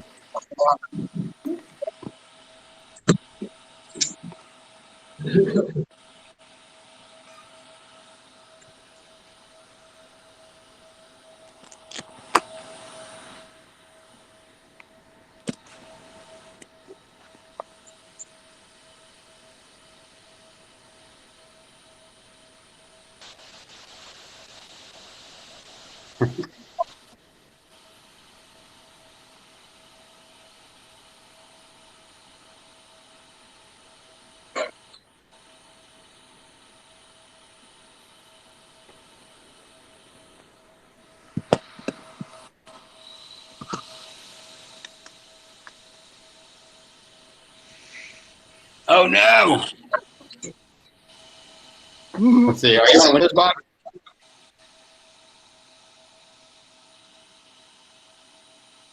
I am probably just loaded up on memory. Let me, Okay. Let me reload it. Oh, there it was there for a second. Someone was there. We saw like a virtual room for a second there. Yeah, that was another thing I loaded. You might have to close that tab and open it back up again. Okay. Otherwise, what I'll do is send you to the native app. But this is a good test bed. I like this. This is one that I just built and I haven't tested it. I'll send you my bill. So maybe I should test it myself real quick.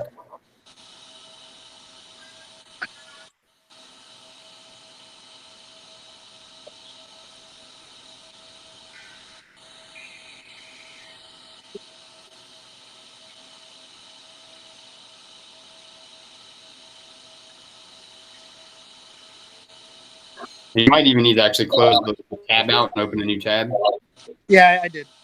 Okay. And I closed the tab that was using some memory. Wow.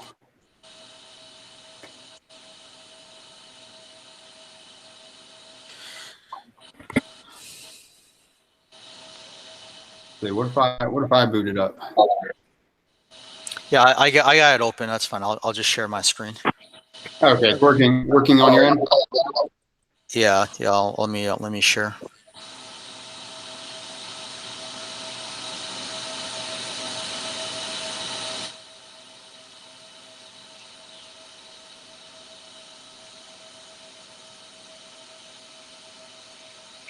Ah, there you go. All right, so I'll do the whole WASD and then IJKL. Yeah, you just click play, and what I'll do is I'll put us in 2-player. Oh, there you go. So we're gonna play Turtles in Time online multiplayer.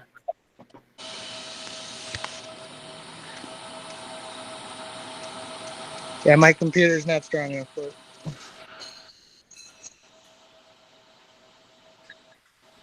Cool. The stream is a little behind. I don't know if you're behind or if it's looking real time for you. It's real time for me, but it just went to 2 players just now. Or you can see my screen, right? yeah, I'm wondering how far the stream is behind what I'm seeing. So what I'm seeing is ahead of the stream on my game client.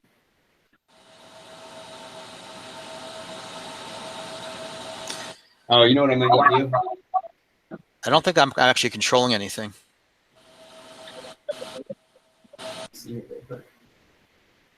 I'm gonna boot us out real fast and.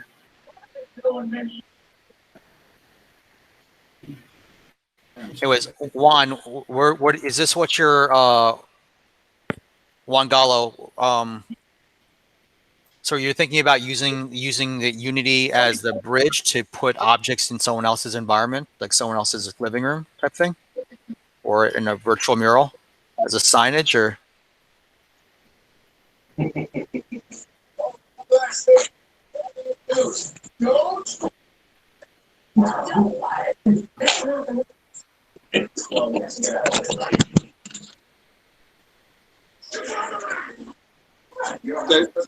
Praveen, did it kick you out yet? Oh, there you go. Okay. Yeah, kicking out. Yeah, I think the actual stream is a little behind, but we're gonna join again. So at some point, you could actually do a virtual Hunger Games, right? That's what Juan is trying to think about. Yeah.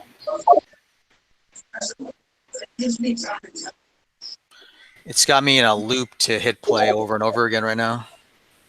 Yeah, keep going. There you go.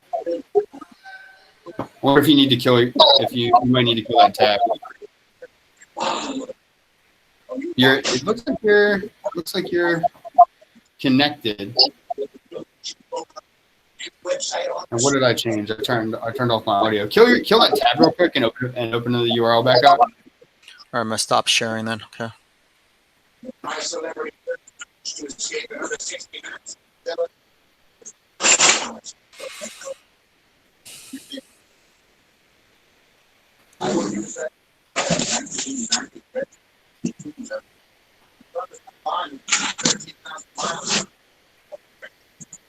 right, do you want me to hit play? Should I hit play? Yeah, go for it. Hopefully it gets you in there this time. And you get your video. There you go. All right, you're back. So we just go right into 2-player. All right. Oh, that's better. This format is awesome. You use Michelangelo? Yeah, that's fine. This right now. So hit the Y button. There you go. Anywhere, really do anything. Okay, yeah, your performance on the stream is way better now. Is there something?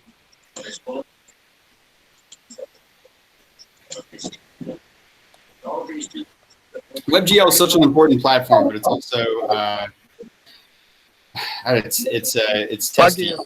It's one that I really want to work well. Yeah, I think one of the things that we discovered with everyone using AltSpace right now, or other similar things, is you have to enable your Chrome to automatically use your GPU. Otherwise, anything in VR is barely anything in web AR, web VR barely works on just the integrated graphics. I see. I've had a couple of people mention that about running it in the browser. And it would be interesting to see what the difference is between, like, in my right now I'm running it out of Unity. I'm not running it in the browser. Okay. And so for me, it's I'm not having an issue. When I normally test it in the browser on my machine, I don't have an issue. So basically, right now we're screencasting basically from your Photon server. I'm not. I know all my controls are actually being run on your server. I'm just seeing the results. Yeah, that's right. You I are. might not need a GPU then. Yeah. But And when you you might did, still, but for Juan's point of view though, Juan's idea is actually like having the Unity on the client side, like as an AR kit, and having basically someone else control a Unity device, not to just casting the screen. Well, no, we're not. We're not just casting the screen, right? I'm actually controlling the Unity app remotely. Okay. Yeah, so that's what's going on here is that my controls are coming over, and it just looks like, and it could be because you're hosting the stream or for some other reason, but it looks like you're lagging behind. So essentially, how do I what's the fire button or the control? The J button. So when I'm looking at the screen, you're like way behind where we actually are. So I don't know if that's the screen that's having an issue or if you're actually lagging behind. Yes. All right. I'm seeing gameplay that's like, 20 seconds old. Like you're Michelangelo. Oh, there you go. So you just moved to the top of the screen. Maybe you did that a while ago. Did you get it working? Turn back on. And then it would be interesting to see if you're running it not in a browser, but if you're running, native application. Yep. That's cool. It's interesting. I'm gonna stop sharing right now. All right, cool. Yeah, it's awesome, Jeremy. Yeah, so thank you so much for showing us that. But right now I'm still playing even though I stopped sharing. How do I actually quit the game now? Oh, I just quit. So, real quick. So if I'll kick you out on the server, and it should kick you out of the game. You can just press escape to quit and you just close your tab. All right, cool. So that's a WebGL version of that I'm working on. It has the Xbox 360 controls, but I just haven't tested. I haven't actually done the WebGL version remotely. In the chat the other night, we did the standalone version remotely, and we were recording using Discord. The Discord stream was behind a little bit the real-time stream, but it didn't affect the gameplay in any way, shape, or form.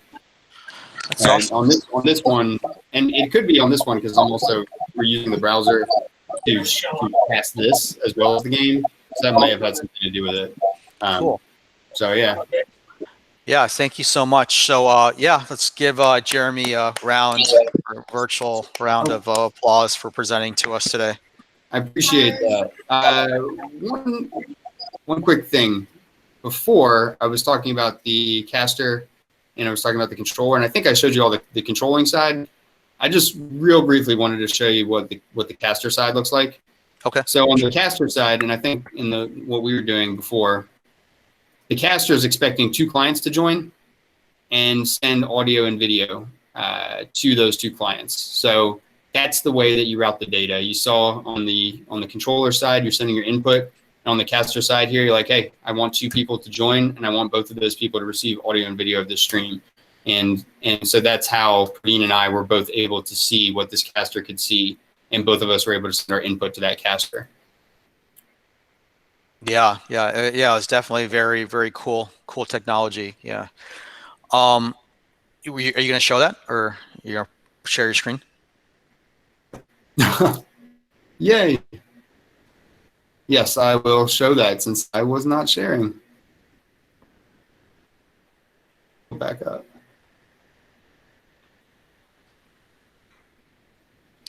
So the next presenter after Jeremy, we're actually going to open up to Q&A as well for Jeremy.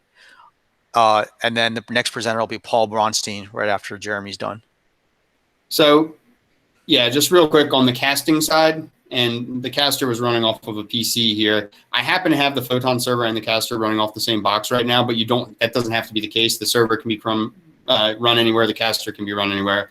But the caster in this case, since we're playing Teenage Mutant Ninja Turtles and it's a 2-player game, is expecting 2 clients to join that caster. And in this case, I have it checked to send the stream data, but in what we were just doing, we were sending audio and video as separate packets, and so that's what we were looking at.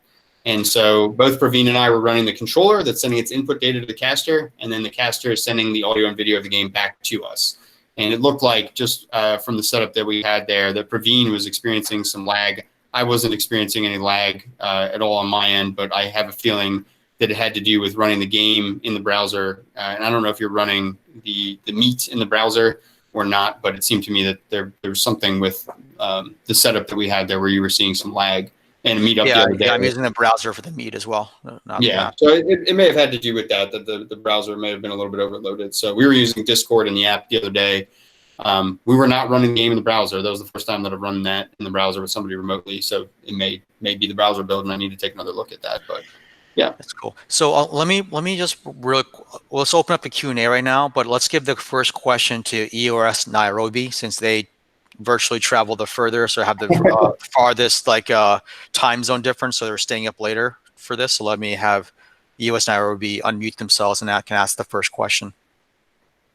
They're good sports for staying up this late. All right, whenever they unmute, they can have we'll let them cut the line and jump in. But yeah, it's open Q&A right now for Jeremy if anyone has questions. And Paul, you're on deck for the next presentation, so just get ready. What? Can we circle back with the max limits for streaming from the caster? Sure. What is the main bottleneck that makes it so it's difficult to stream to a large number of clients? I'd say it's right now it's bandwidth related. When you look at what Google and et cetera they're doing with Stadia, you can see what the rates are that you would need especially on your upload side, right? Your upstream would have to be pretty high to stream to a lot of people. So I have right now a connection that it's supposed to be 30 megabits per second up, and sometimes I get 60 or 70 up, but the caster needs to, especially if you're running the server, it's really where the server is, to tell you the truth. The caster is going to send its screen up, and that's going to be anywhere between 2 megabits per second, and you can do that on up to 20 or 40 depending on what resolution and frame rate you're running. But it can be low, but that wherever that server is, it's going to have to then broadcast that out to everybody, and so your bandwidth is going to go up.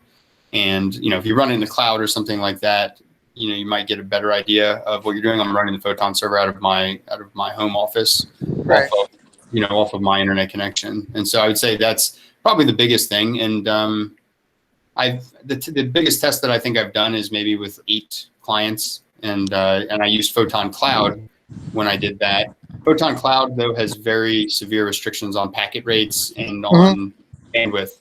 So I don't know if you use that. It's great for multiplayer gaming. It wasn't intended for streaming though. Right. And so I don't recommend Photon Cloud. You can still use it with StreamSDK if you want.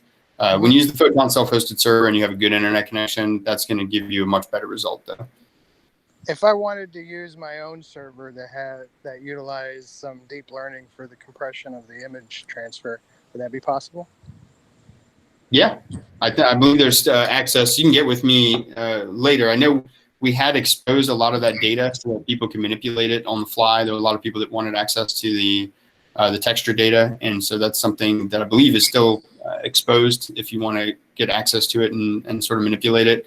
It's especially easy to get access to it on the reception side. So if you're streaming from a device and you're streaming to like an edge compute device, then it's easy to access that data. Hey, little buddy. You want to go potty? Let me mute this person. Whoever it is.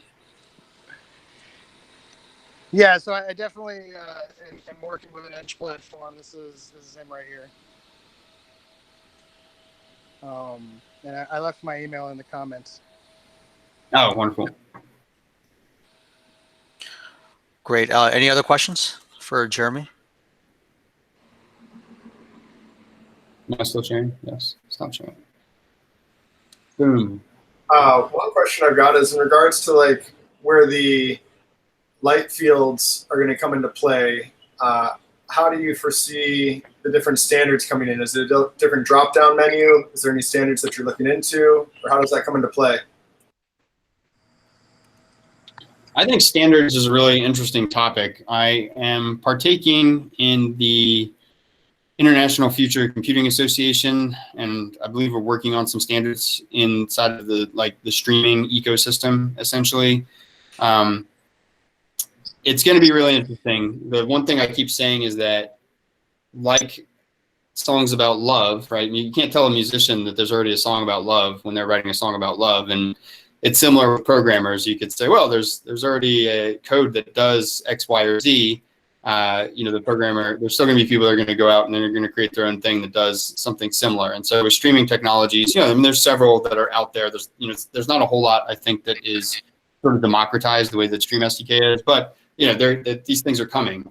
And in the streaming world, people are going to be looking to, I think, create standards just so that you can share the stuff cross-engine, cross-platform. I mean, StreamSDK has the any-to-any tagline, and the goal was to be able to share from any operating system or device to any other operating system or device, and hence the reason that Unity is the sort of the web that connects all those together. But it's also really interesting to start talking about streaming from Unreal to Unity or Unity to Unreal. Streaming, I think you had a use case where you wanted to stream through Discord and receive that. So as we move on into different mediums where, we're talking about volumetric capture, and, so now not only are we trying to go from maybe 2-dimensional video to 3-dimensional holographic video, what's that going to look like? What's the translation layer going to be? I don't have the answer to that right now, but I do know it's something that I'm thinking that in my mind. What other data types need to be supported for real-time streaming, and what's the best way to scale for that and allow developers to just sort of plug in their own thing. One developer that I was talking with today, like I said, they're talking about wanting to stream sensor data, camera data. There's all sorts of data that they want to stream in real time, and their use case was more on the analytics side. They want real-time streaming sometimes, not all the time, and I think their use case was, we want a real-time stream to some sort of batch process, and then we want to go from the batch process up to our cloud, but we don't want a real-time stream to our cloud because that's super expensive. So there's use cases like that where there's going to be cost-saving measures associated with it. Right. Yeah. So let me ask the questions on behalf of EOS Nairobi, so I kind of understand what. Unless you want to unmute yourself, guys, but I'll ask your questions. So basically, it really brings up good points where one of the things is doing the cross-platform between Unreal and Unity. So we're uniquely positioned here in Miami to do that. So we're the only organizations that's both Unreal and Unity user groups. So we actually had direct conference calls with both Unreal Engine and Unity employees this week, talking about some of that. So one of the things we're building on is using the new EOS. It's not EOS, the blockchain, it's EOS, the Epic online services. So it's interesting, it's all in C#. So it's a .NET tool, so it'll be easy for Unity developers on this call to get into it as well, because you develop in Epic Online Services also for Unity. So basically anything you can do in Fortnite, like have a Fortnite global party, you can use for your game as well. So we're looking into that, and hopefully we'll get further along as the summer goes along. It's one of the things we're releasing people to use on the Game Jam. So we're doing a few things with that and Steam as well, because Steam has a direct direct connections to Epic Online Service as a direct login. So a lot of these things, we want to keep it simple, just allow game developers to add just one feature rather than try to reinvent the wheel for some of these things. The other thing is, when you brought up analytics and batch processing, I think that'd be really interesting for EOS Nairobi and other blockchain developers, game developers in the call to think about too, is basically letting smart contracts or the blockchain aspects exist on the analytics, the backend side. So basically you have a smart contract control what happens in the game based upon the statistics, have smart contracts execute automatically, or do it as a batch process, like on a daily basis or every 15 minutes. It's supposed to having real time, which no blockchain ever does anyway. So that's something we can explore this summer.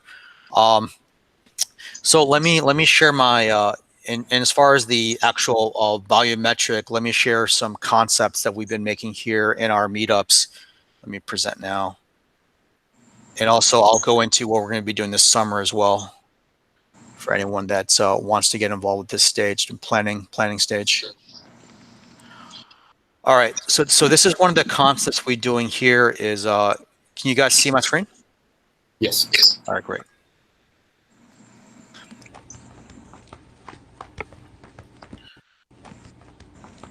So literally, this is the room I'm in right now. You can see the same staircase behind me. But basically, we always, whenever we try to do these volumetric capture things, we always have to have a mirror in front of us to show proof, not a proof of reality, proof of unreality.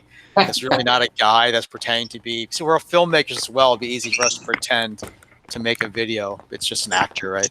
So we put a mirror to show there's like a vampire, no reflection. You can see me. So yeah, this would be interesting to figure out how we can, or Juan Gallo can figure this out with, in a real-time mural. How do we have a, he has hummingbirds usually in front of a mural. How do we have that going on? And then obviously there's sound as well, so we can show that. And then for you guys who haven't attended one of our game jams before, here's Scarlett explaining what we do. Scarlett, Paul, and Louise.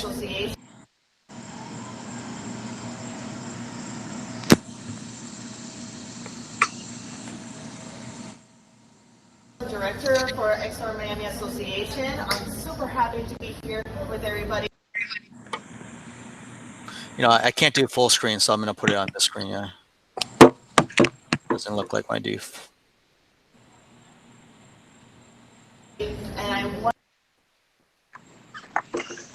That's what happens when you do the autoplay videos on Twitter, right? It's all about the Art Basel. There's hackathon, games, Magic Leap, workshops, panels. So we welcome you. Come here. Today is an all-day event. We love you all. Awesome. Let's do a little virtual tour here. So this was our indie statewide conference. People came from all over the state to present their games. Have dozens of Magic Leap headsets, courtesy of University of Miami. The team is here. And have a few sessions on photogrammetry, virtual humans, 3D scanning, a lot of blockchain work.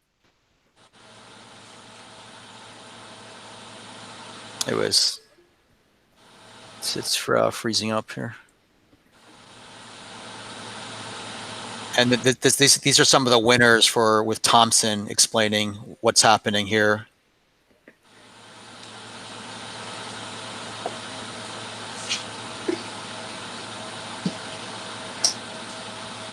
So let's introduce some of the participants in the game jam and hackathon. So some of these people flew it from out of the country, out of state for Art Basel.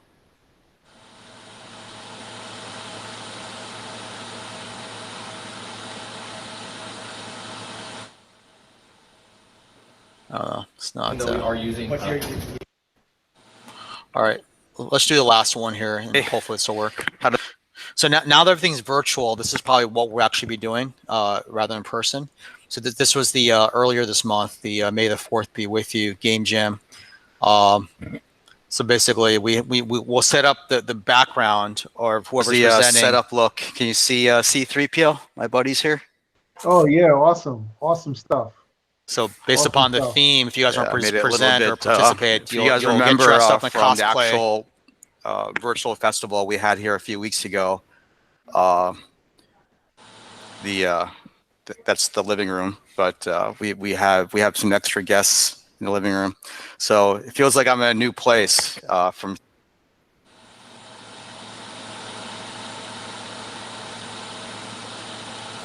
All right.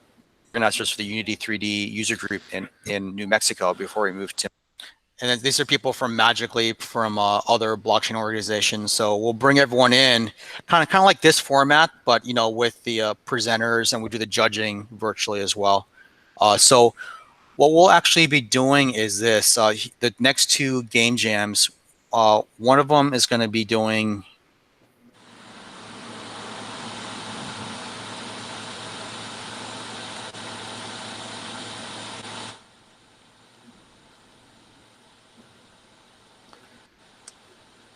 Yeah, so one of them, our next one is going to be, this is in July, and our next one, but July we're doing the Global Game Jam will be a actual location.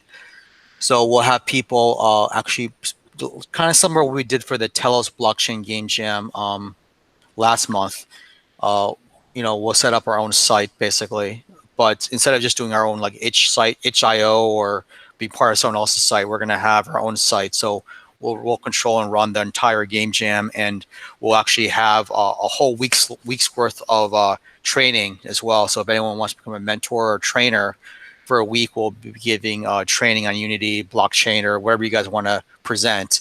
And we also, as part of the global game jam community, they give us a lot of free videos and stuff too, so we can just play the videos and then explain them rather than have to produce a week's worth long of classes. So basically, since we are the official Unity and Unreal Engine user groups, and we're affiliated with different universities down here, we're eligible to host a game jam site, which we'll do.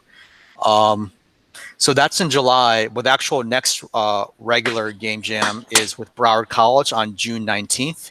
And that's our buddies at the Broward College InTech group. They're the advanced technology group. And if you guys recall, like Thompson, I, and some others, we were their Unity3D / Magic Leap mentors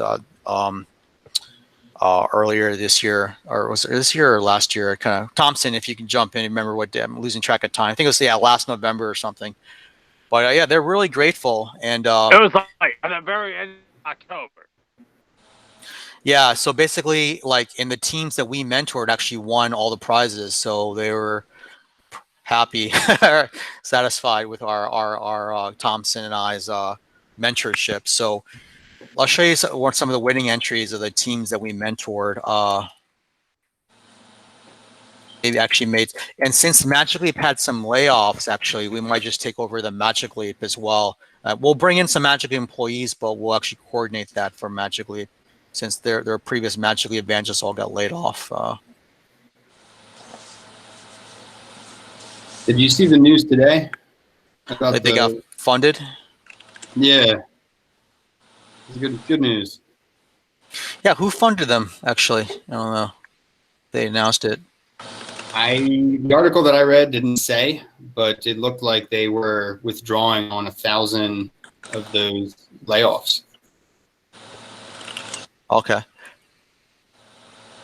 Hey, Rod, do you want to unmute yourself? He just joined. Rod. So Rod, who just joined, he was the winner of our the Unity track for the last Miami Sci-Fi Game Jam, and we're actually making the actual plaques for him now. But so we haven't done the big announcement yet. We want to present him the plaque somehow. But let me show you. Yeah. So let me show you his game.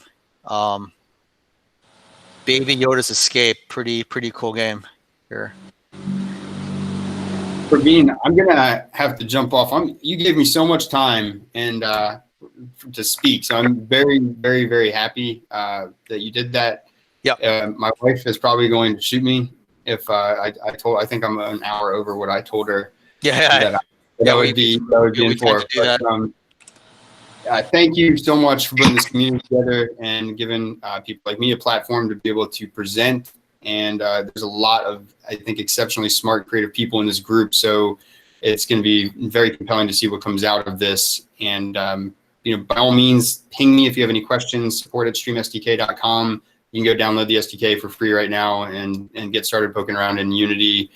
So, again, thank you so much. And everybody have a great night. Yeah, thanks. Yeah, really pleasure to meet you. Thanks again. You too. Great. So, Rod, can you unmute yourself?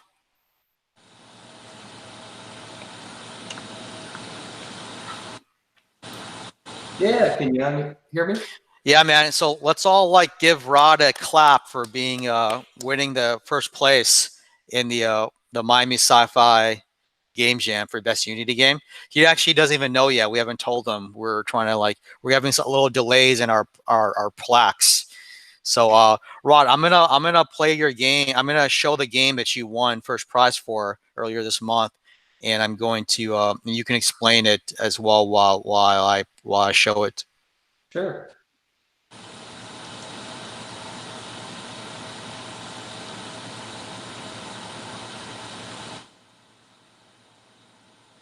I think the one thing to say was my first game jam, right? I kind of failed on the first attempt on another game jam because I didn't have some of the basic pieces in place. You know, the ability for a user to start their game or to set some audio settings or whatnot. So yeah, actually, that's one of the things that came up in our judging is, you know, since you had not started the game, right? It was a 5-day game jam, and since you had started the game before the game jam had started, we have to take that into consideration too. But you're ahead, you know, basically so much further ahead, even with that, you know, having to deduct some points for that, you still won anyway.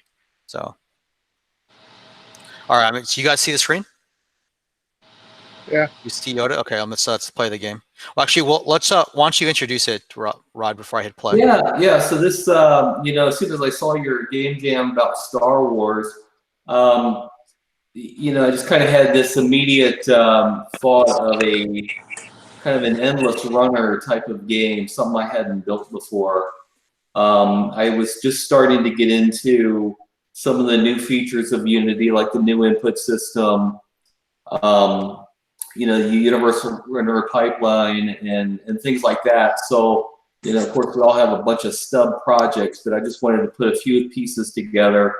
The input system, you know, with the arrow keys and and a little bit of mouse, you know, trying to figure out how to use that and control your unit. And then the game itself, right, when you launch it, basically it's just a bunch of items that are coming towards you as the player, right? You're not flying your X-wing into space, right, into the Z space.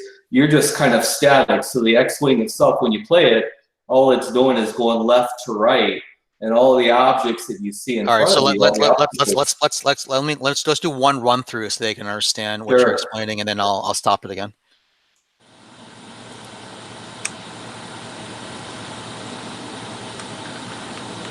Yeah, there's a little bit of machine stuff at the front where you see the X-wing flying.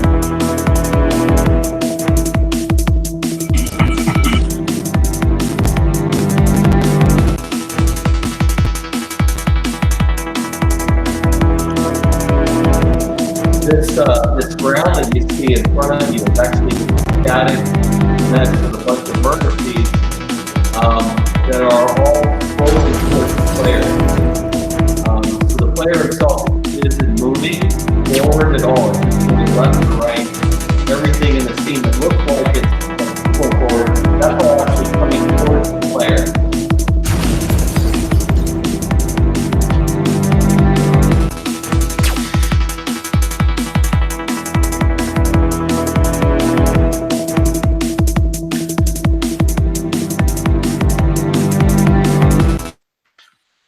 So one of the things that came up in the judging was how hard the game was, and actually it's funny because some of the judges from were actually from Magic Leap, and they're still there. They ran the Magic Leap user group in Albuquerque before they got hired by Magic Leap, and they actually liked that the game was so hard to play.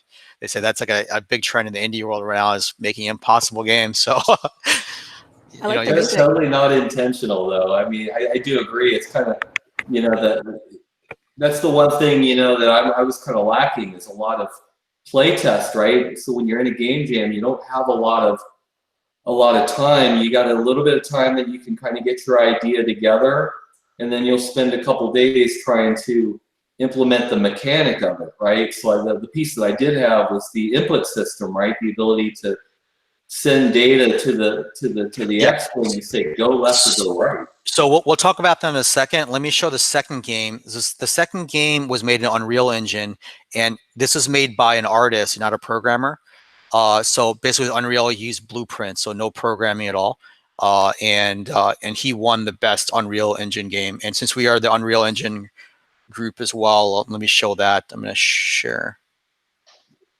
I mean, I'll just show the his all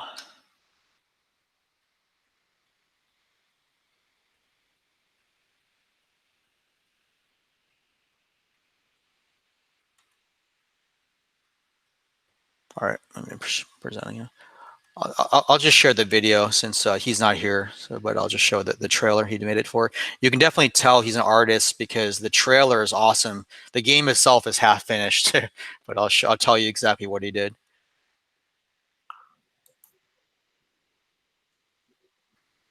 All right.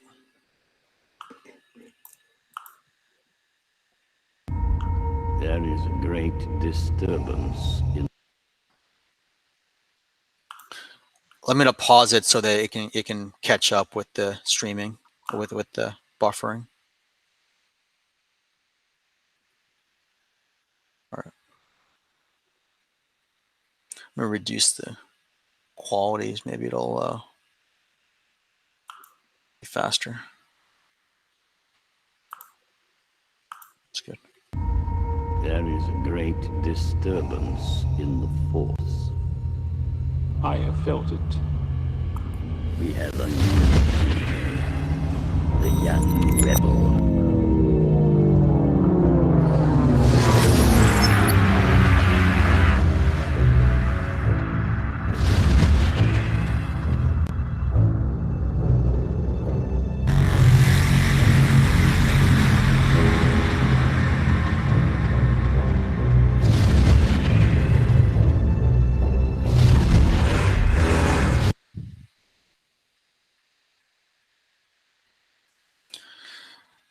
It's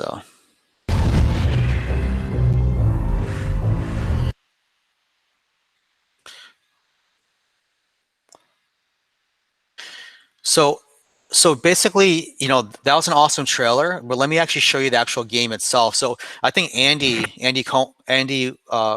Collin will appreciate this. You know, it's basically, you know, that was a great way for him to make a movie, so to speak, because it seemed awesome. But then when you actually play the game, and he actually did make this whole game in 5 days, so you have to give him credit for doing all this in 5 days. But let me show you that as well.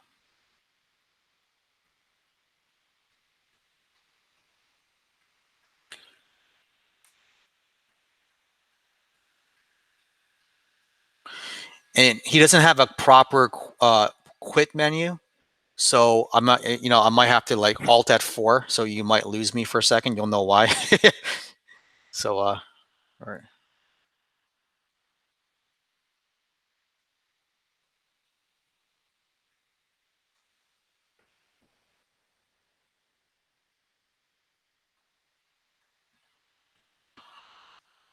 All right.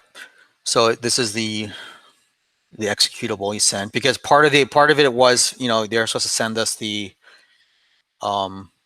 code to run it for the judges. Even it doesn't have to be publicly available, but for the judges, you have to see the code.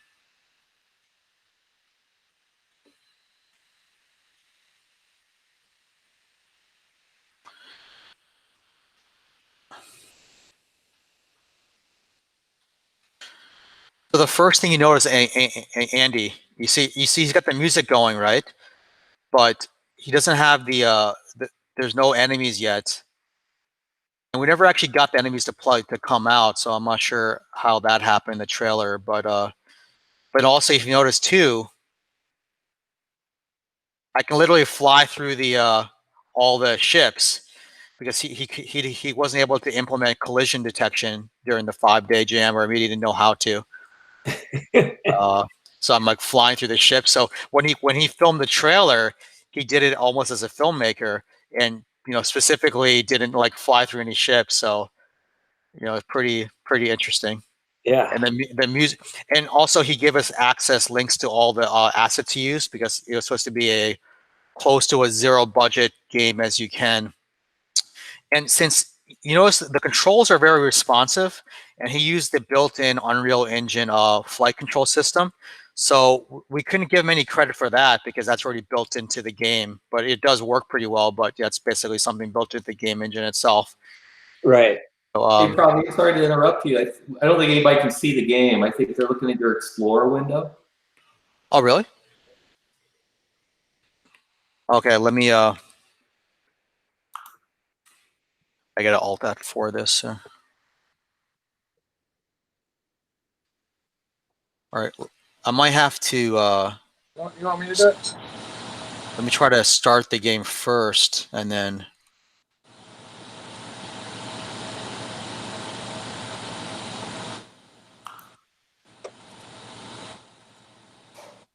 I'm playing it right now. All right, there. Okay, there it is. It's pretty cool. All right, can you guys see it now? Yep. All right, cool. All right, let me just go through the whole thing. I'll just fly through the ship so you can see how that works. But yeah. So some of these models, like the Star Destroyer, he used some free assets he found somewhere.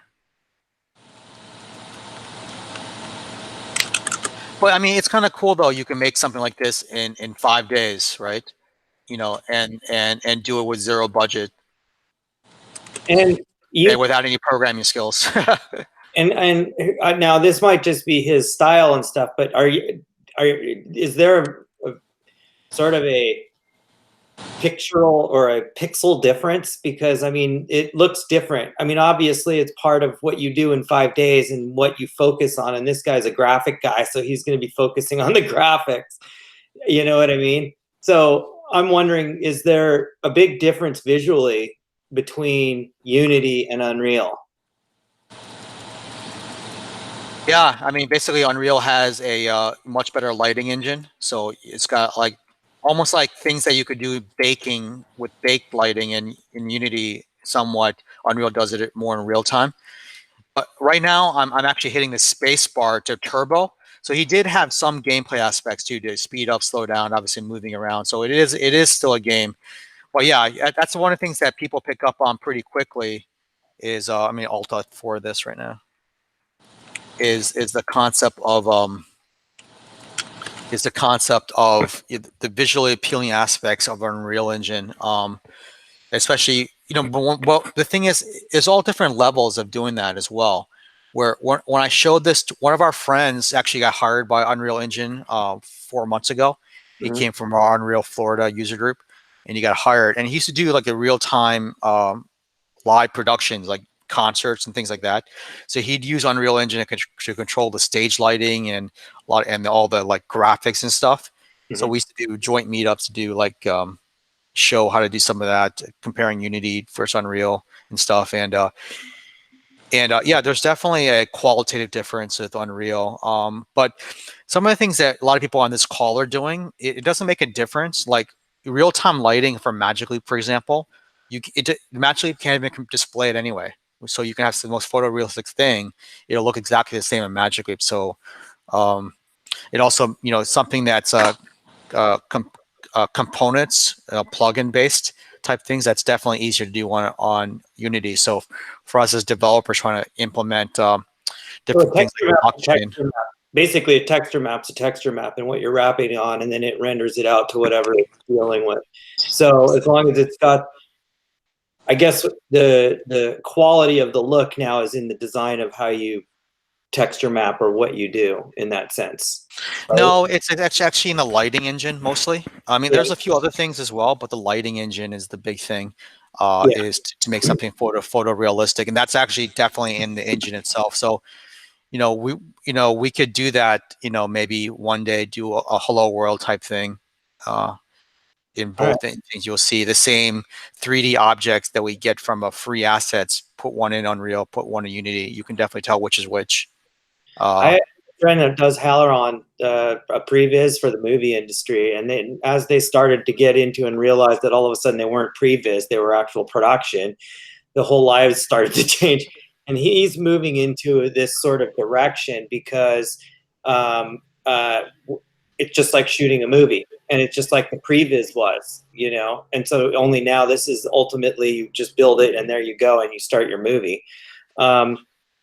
The thing is, he's talking about that Unreal seems to be for that movie quality that they need, that there's a difference. And so I'm just trying to figure out where that range is, or if there is any, because I know everything is changing so fast as well. You know, I mean, it seems like next month something new is going to come out.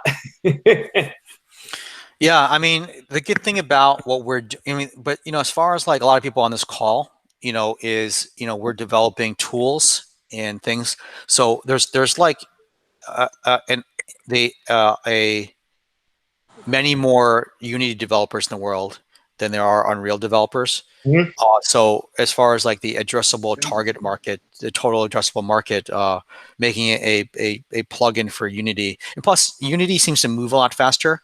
You know, sometimes they have like even a year head start. Like they had a Unity plugin for HoloLens for a whole year before Unreal got to it, and yeah, and you know, it's also like who we can have official relationships with, partnerships with, where even though we are Unreal Engine user group too, somehow getting official recognition for some of the things we're doing is easier on the Unity side. But I'll just show you guys a brief demo of our last cinematography meetup we did using Unity versus Unreal. I'll show you some of the one of the aspects. Share my.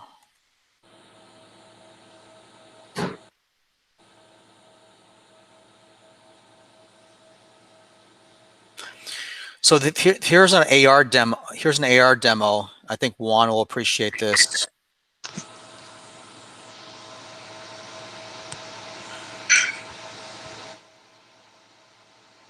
I gotta do the same thing again.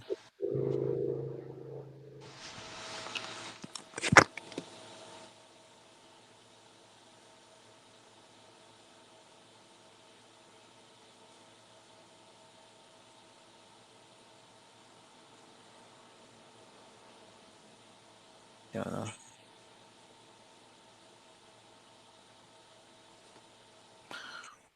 Maybe something easier, like a YouTube video will work.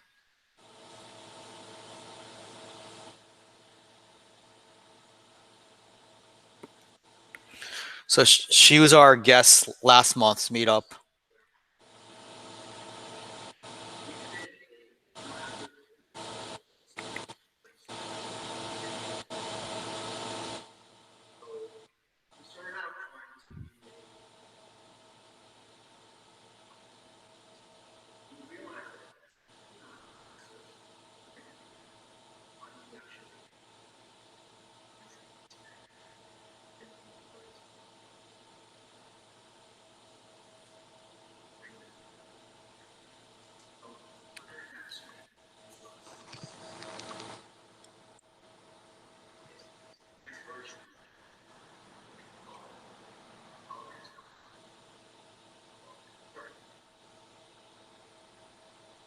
This is the spot dance part. Basically, you and three friends are dancing together socially, but you don't have friends.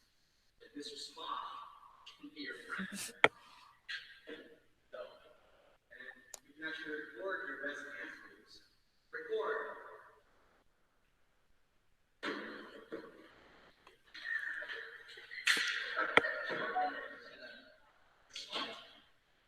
Stop.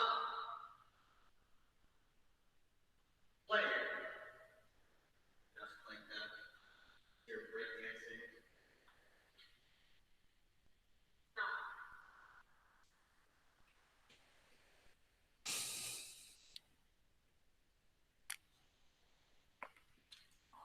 So then we created like a interactive space bounce.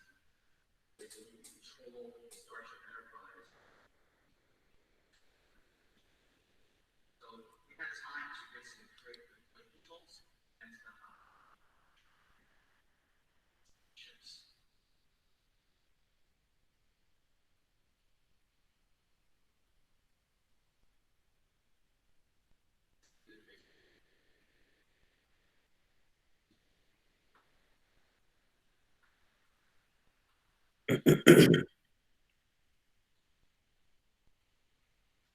You know, my friend worked on Minority Report, and we're basically there. Yeah. So this part one, pay attention to this part here. She's controlling an object Unity from voice controls.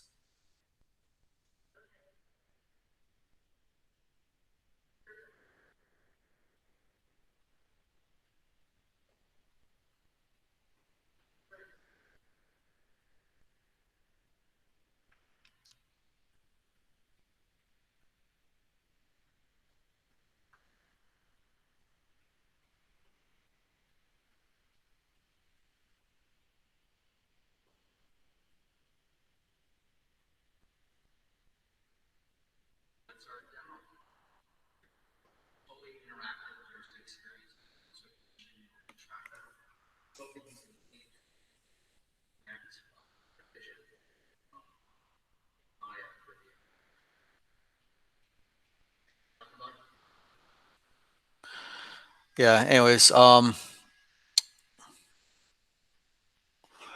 we got like a lot of those right now. But so basically, like that's kind of what we want to do this summer for some of these game jams. Is we'll give people some of the tools that we have or developing and let people test them using making applications like we just saw. Give them a theme, so give them some structure for what they should build. But it'll give us like a huge even as us as developers, right, or as game developers or other developers, is like you want to have your own internal deadlines as well. You don't want there's the big bang approach never seems to work in game design. You want to incrementally release things and lift them to levels, because until you get real user testing, user feedback, you haven't done anything really. So we all have friends who have been working on the same game for 5 years and they still haven't released it yet. Well, other friends made a bad version. They're able to withstand the bar. But as long as you tell someone it's beta, they're not going to judge you. It's funny especially the game jam. Yeah. Funny how the gaming world is completely parallel with the comic book world. How is that? I'm not sure how that work. How does the comic book world work? Just the people, they're very similar. It's a different lifestyle. I mean, when you're coding, it's a much different world, and when you're in comic book, you're doodling and sketching and stuff. But there's a very similar sensibility and the knowledge of fan base. I mean, one of the biggest events is Comic-Con San Diego. It's kind of a pretty amazing place, but I feel like worlds are colliding. It's pretty interesting to watch all this come together. That's what I sense. Yeah, I mean, and AR is a huge use case for comic books right now, or vice versa. So, it's all. You know what? You can't develop Here's the thing: everybody's still doing the same old '50s garbage. They develop a script. They go try to sell it to Universal. Universal goes, "Oh no, this isn't great," and then Universal goes off and sort of does something or whatever. Like there's 2 Godfather movies that come out at the same time. And so you have to go down that road. Well, now you have to be the studio, and you have to figure out how to get the people and the group to do it. You've got your own gaming, you've got your own, I mean, everything now is hooked up to the point where you don't have to be Disney Studios to afford what no one else can afford. Now people can come together and create an incredible machine. And so people need to think, it's like, you know what? It's like, what's his name? He just died in a plane crash. Basketball player. Kobe. Yeah. Kobe Bryant was saying, one of his buddies was saying to him, "Man, it's like you're gonna be like Oprah, right?" And he was like, "No, dude, I don't want to be Oprah. I want to be Harpo." And it's like thinking about, you are Universal. We are Universal now. In other words, we pull the right people together, we become the studios. And that is how the shift is happening in the world right now. When people think about whether they have jobs or not, it is not about whether you can go and live on a 9-to-5 job anymore. Now it's about this. It's about hookups where people get connected. And the next thing you know is you are, by being a relationship of people, every content that comes through, everybody's part of that network. So we'll bring in. I know Elisa just joined and some others. So we'll talk about basically they're artists, basically, and they're into blockchain. So maybe we can talk about how tokenizing your artwork or even in-game objects can help fund your game. We just through Wax, we just did their Garbage Pail Kids release last week. We sold out within 28 hours, and we're going to do a few more of those. So we'll talk about that. Lisa, you can unmute yourself if you want. And also, I think, Rod, do you want to just finish up explaining Baby Yoda?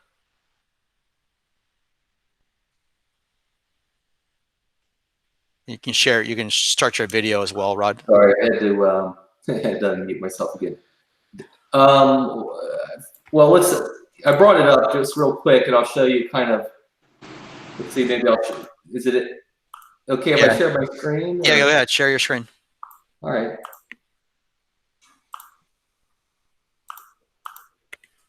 Can you guys see Unity here? We see, no, we don't see your screen yet. We see just your talking head right now. Okay.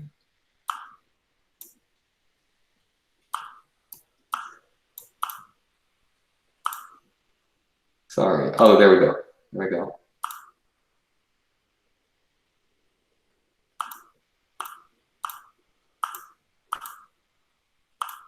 No, we just see your video of your. Oh, now we see it. Now we see it. There we go. Hey, basically, all I really wanted to maybe show Praveen is kind of something I found interesting in building it. It was kind of figuring out how do you make an endless runner. So just to kind of play a few seconds, and not, obviously I'll crash and burn while it plays through. But you guys can see this. Oh, let me shift to the scene view. That's the game world, right?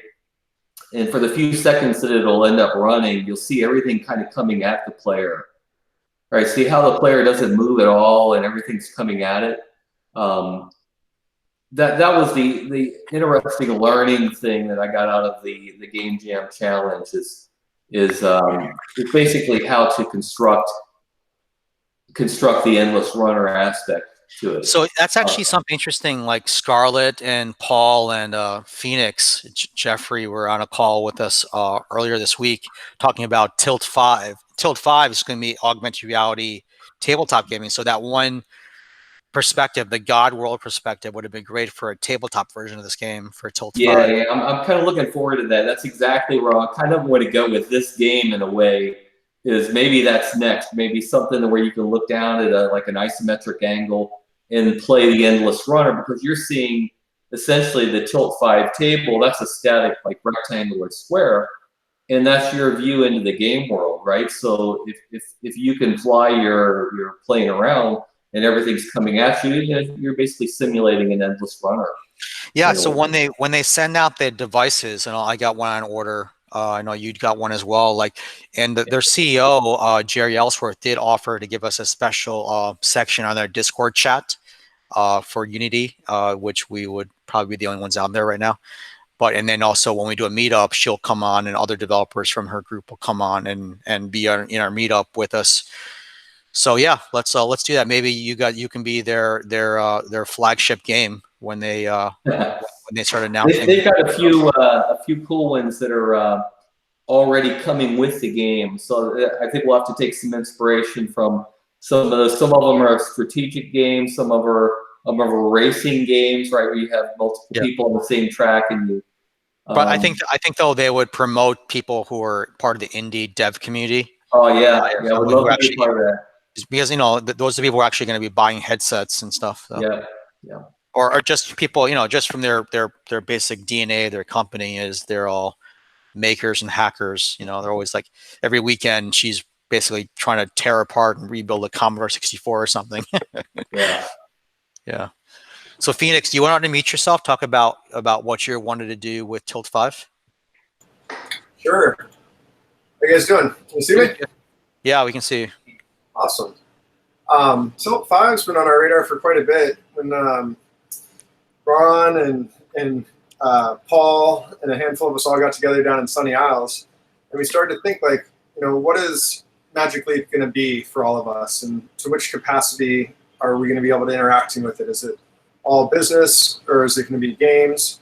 And so I started to look into other packages that were out there that could be hands-on in the meantime. And I fell in love with what they were doing. They had a great Kickstarter. They've really got a lot of support in the community. She's worked it from the ground up. They're building an SDK. And so I started to think, what are the opportunities that we could do with this?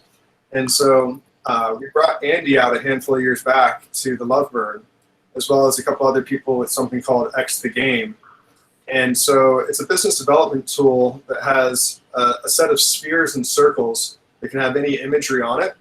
And you can put down a card or a set of cards, any set of decks, and theoretically maybe be able to scan in your tarot deck or your business development deck, whatever you'd like it to be, and then to be able to play that game with one another around the world.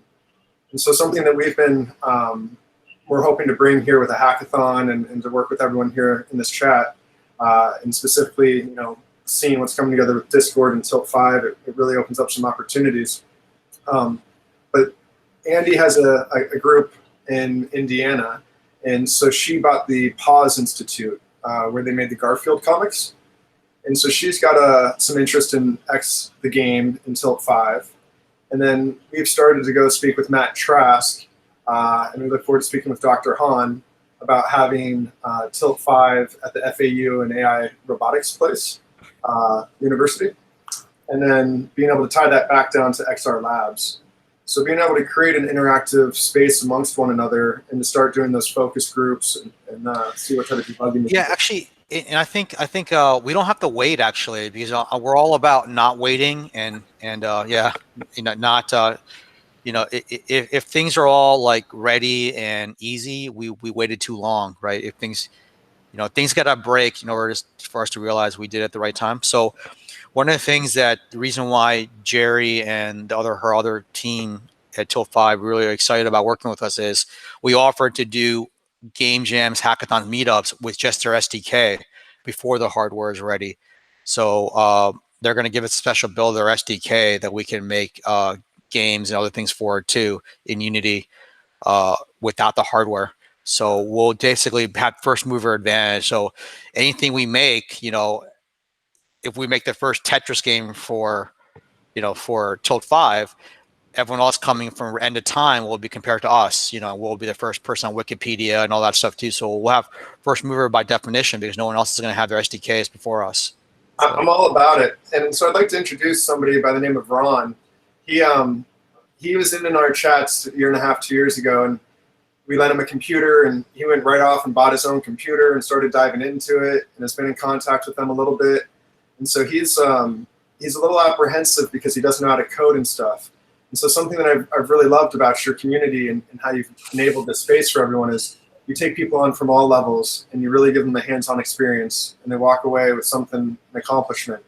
So I'd love for him to introduce himself if he's available to. I know he was cooking dinner. Yeah, you can bring him on. Yeah, it's the only thing is, there has to be some something productized, something that actually a result of everything we're doing. You actually made something. We didn't just talk about it. So, and we're not a meetup for a meetup purpose, right? We were a meetup to actually make stuff. So, our user group. All right, cool. So, Paul, you were going to present today? Yeah, sure, of course. Yeah, go ahead. Yeah, you can control the screen as well if you liked.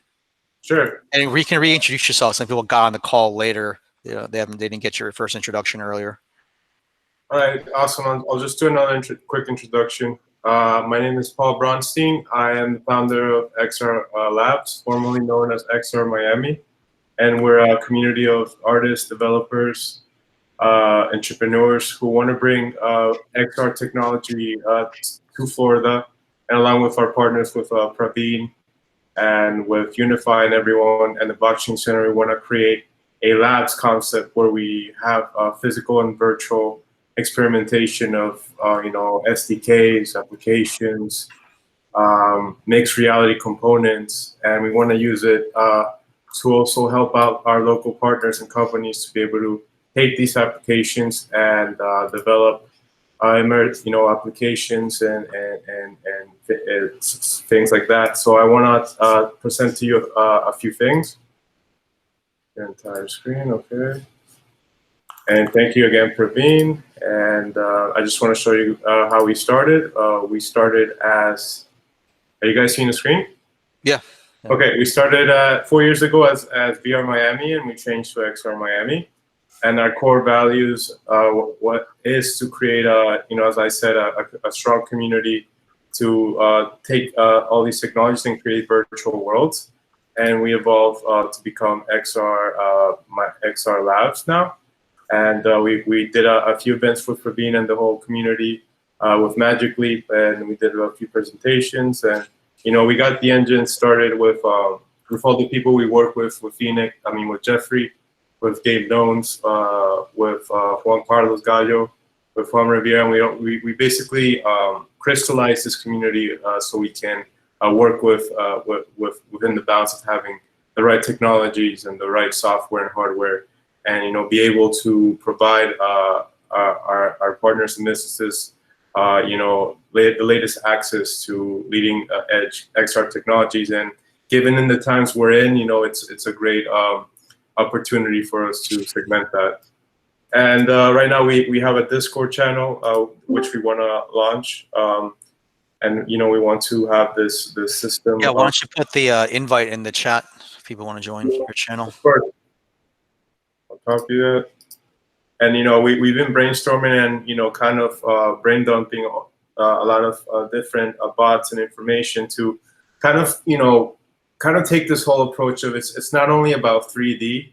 It's not only about 2D or Zoom or virtual reality. It's about combining all these mediums and creating, an immersive experience. StreamSDK is a great example of that kind of approach to technology where it's no longer about if it's spatial computing or if it's this or that. It's about how do we connect people, how we provide the right tools for all these experiences. And we now changed our name, as I said, to XR Labs. We founded XR Labs Miami. We changed XR Miami to XR Labs Miami, and we want to evolve with the community along with our partners to create a good virtual medium to start all these projects. And we also have we're also experimenting with Mozilla Hubs and another platform called Ozone Universe, which are virtual reality online platforms to create,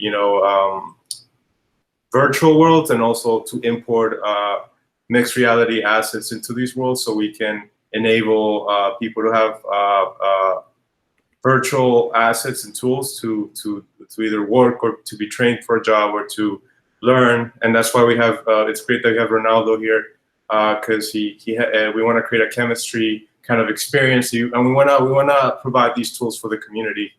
And here at XR Labs, we're all about helping out the community and bringing things to the next level and really creating a good culture of development. And this is why we're excited for this.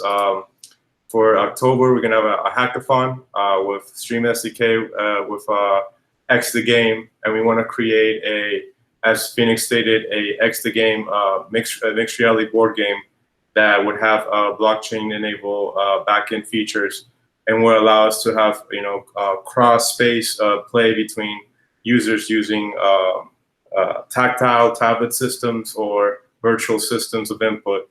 So we're very excited about this, and I'm very thankful to be here, and we have a lot to show. But for now, I just want to open up the room for questions. Not questions, but we're a community here, so I want to include Juan Carlos and Jay Daka and Gabe Nones and talk about what we want to do here as a community as well. Yeah, you can stop sharing your screen so we can all see everyone's faces again. Yeah. That's good. Cool. Yeah, guys, if you can unmute yourself if you want to speak. Yeah, I feel like, and Elisa, Christina as well. Elisa, how you did the Tilt Brush tournament, right? How was that? What are you seeing here in the community in terms of virtual reality and art? Hey there, how is everyone? Good, thank you. Well, I mean, for me, the VR art is amazing, and it's an amazing tool, and I'm very interested in getting my art pieces into an interactive format. So that's, where I'm trying to tap in here, although a lot of this stuff is way in another area for me. But it's just, I feel that for me, what would be cool is just to be able to see all the stuff that's possible, and then that'll help me drive those pieces into interactive, game products kind of thing. But as far as everything else, I'm really excited to just be able to interact in a new way with new dimensions, and so anything the XR related stuff is super cool for me. It's just way out there. I'm slowly tapping myself in. So thanks for having me thanks for providing the information. I think that's amazing. One of the things I think is really cool about all the XR stuff is how open everyone is with sharing and learning and teaching. So it's super cool. Definitely. And thank you, Andy, as well, and everyone.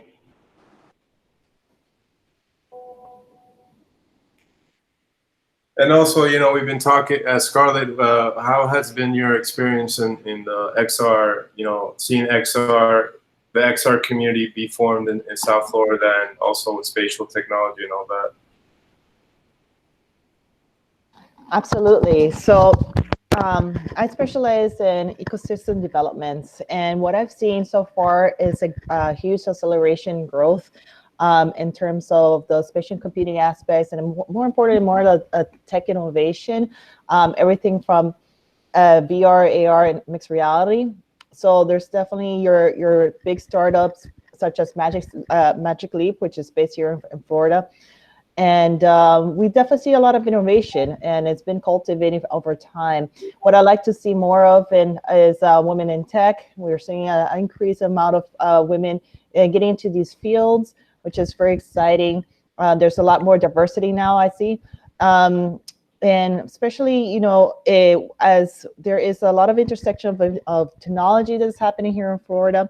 So what that looks like is the plug and play of utilizing XR with blockchain and AI, for instance. You know, we're seeing new innovation of ecosystem being developed around those type of technology, these conversion. Especially this year, I want to talk about how COVID-19 actually accelerated more of the mass adoption into the virtual platform. So we're seeing more of web-based XR, which is something phenomenal. You know, I think it's because we have such a captive audience, more attention has been coming about. And we see a lot of people getting more interested. Here we are in a virtual meeting, and as well as people getting more interested in virtual conferences. There's been a big shift as to how this platform can be used, not only for as a entertainment aspect, but actually to use it for work.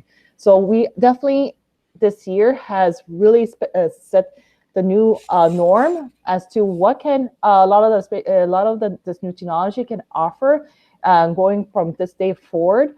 You know, it's quite interesting of like how the acceleration because of this need and the fact that we can work remotely in a collaborative world is very novel, but still there's still a lot of hand-holding that needs to be made, but it's going to shift very quickly with new innovation, with 5G's introduction, as well as the lowering the cost of a lot of these gear. So we hear that the HoloLens 2 just came out, and it's the price point is more accessible for a lot of people. So more accessibility towards these type of gear is more readily available. So it's quite an exciting time because there's so many different avenues that we can actually start utilizing everything from edtech into these platform, fintech, getting into these type of platform. So, and there's definitely a lot of overlap when we talk about a smart city, IoT, and digital twin. So it's a pretty wide spectrum. But so here at XR Labs, what we want to do is really kind of cultivate more of the innovation community builders surrounding that those communities who are interested in tapping in these different markets, learning a bit more about it. But it's truly an exciting time to be in this space because of all the different avenues you could platform. And also, we are seeing definitely an increase of investors who are trying to figure out, you know, they basically want content.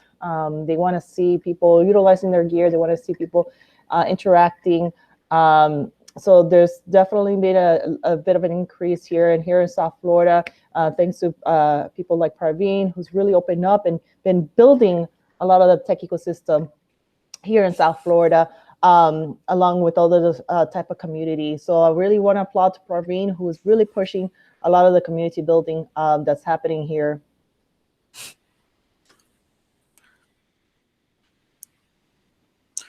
I'm just really good at emotionally blackmailing my friends to doing stuff. That's it. Yeah. Well, whatever it is, we have to continue momentum because it's definitely accelerating.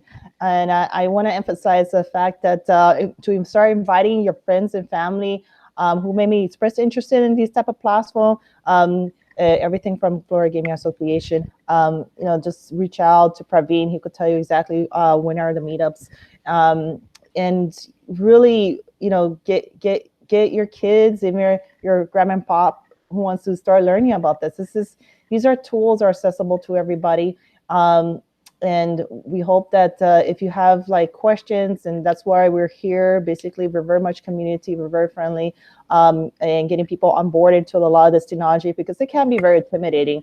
That's one of the questions we get a lot is the usability. Like at first, like anything else, when you first use a lot of this gear, is very daunting for a lot, especially if you don't come from a tech background. But I actually want to segue to Alicia because she comes from the art background, and she feels like she doesn't have a tech background, but she's pretty techy in my opinion, and I love it because this is how we can transform artists who are also tapping into this virtual art, the XR space. So it's pretty interesting where this is all heading and how quickly it's accelerating.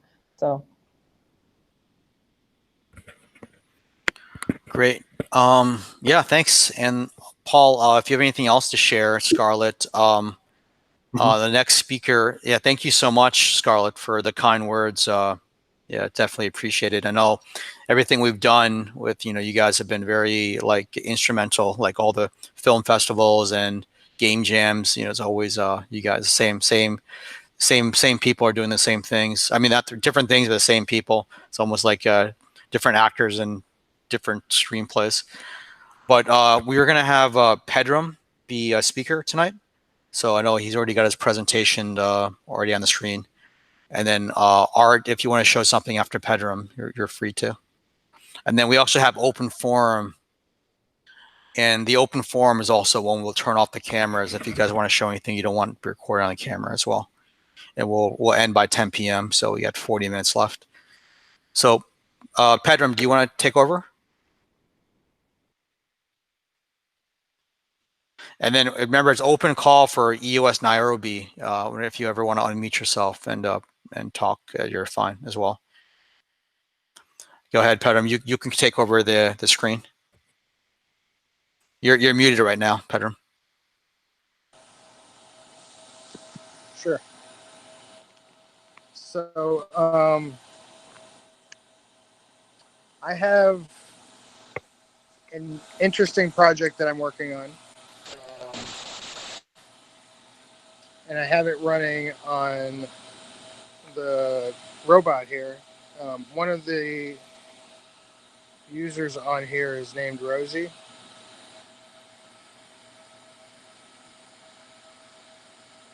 And you should be able to see their screen. Let me find your screen. I'll pin this. I'll pin that screen if you have it shared. Yeah.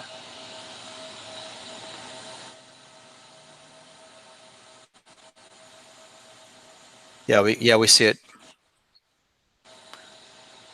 So this is kind of like a meta project because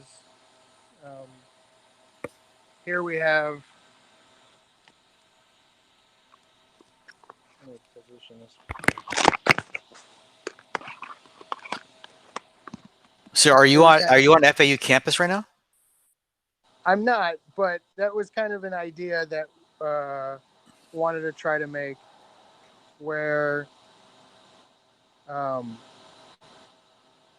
and this is all actually available on the internet right now. You can go to simulated.ai. Yeah, you can put that in the chat as well later. So the idea that we were going for is, and I think I applied to this for the Unreal grant, but this concept of teaching robots through the same means that we use to teach people. So like here is an example of a room with some avatars running around.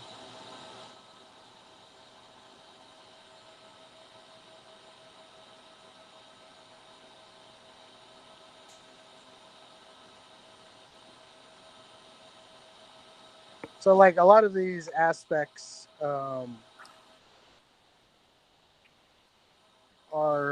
relatable to people, and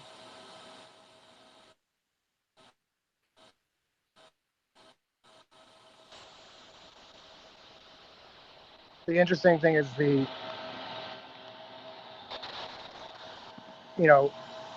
question comes up is what if the simulation that you're in, the robot that you're training could also be in that simulation, right? So then the next level for this becomes integrating this kind of,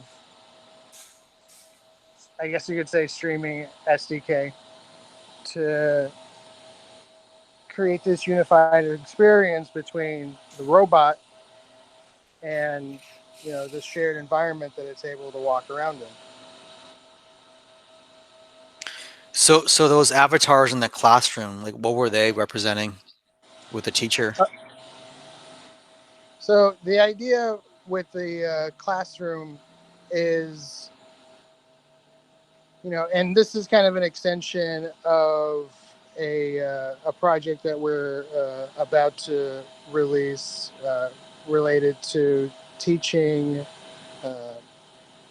educational classes with devices that people could order and assemble, and kind of learning how to do that in a classroom setting in a virtual VR XR desktop graceful degradation. So this was just an example because I can create, science experiments in one room, and go all the way down to, looking at the molecules. And eventually. Cool. So when you're saying you're training the robot, right? Is it kind of similar we had at the Meetup with Magic Leap and Unity's AR person, where you basically take the same game and have the game self-play itself like 1,000 times to see what it learns? Or how does a computer actually train itself, a robot train itself through this simulation? If you guys don't recall, like what happened was we had Dan Miller from Unity come in to the FAA Robotics Lab, and we showed this a go-kart game, and we had the go-kart game basically play itself like 1,000 times so that it would not veer off the road, and it taught itself how to drive basically. And then the concept was we take that learning and have this self-driving go-kart, the real go-kart that's out on FAU campus, take those learnings to figure out how to drive, but learn in the Unity game without having to crash and run over students first. But right. So what are we seeing now on the screen? We see that it looks like a LiDAR.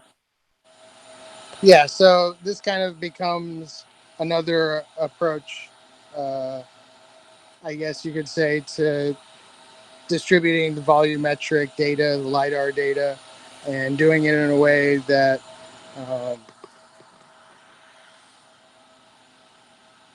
can be projected into a three-dimensional space. What I like about the possibility of integrating blockchain with the robotics is that you can create some level of fidelity that says, this is the image I took, this is the time I took it, this is the settings my camera was at, and you combine these elements and you can basically have historical information, and then that allows robots to trust each other. Cool.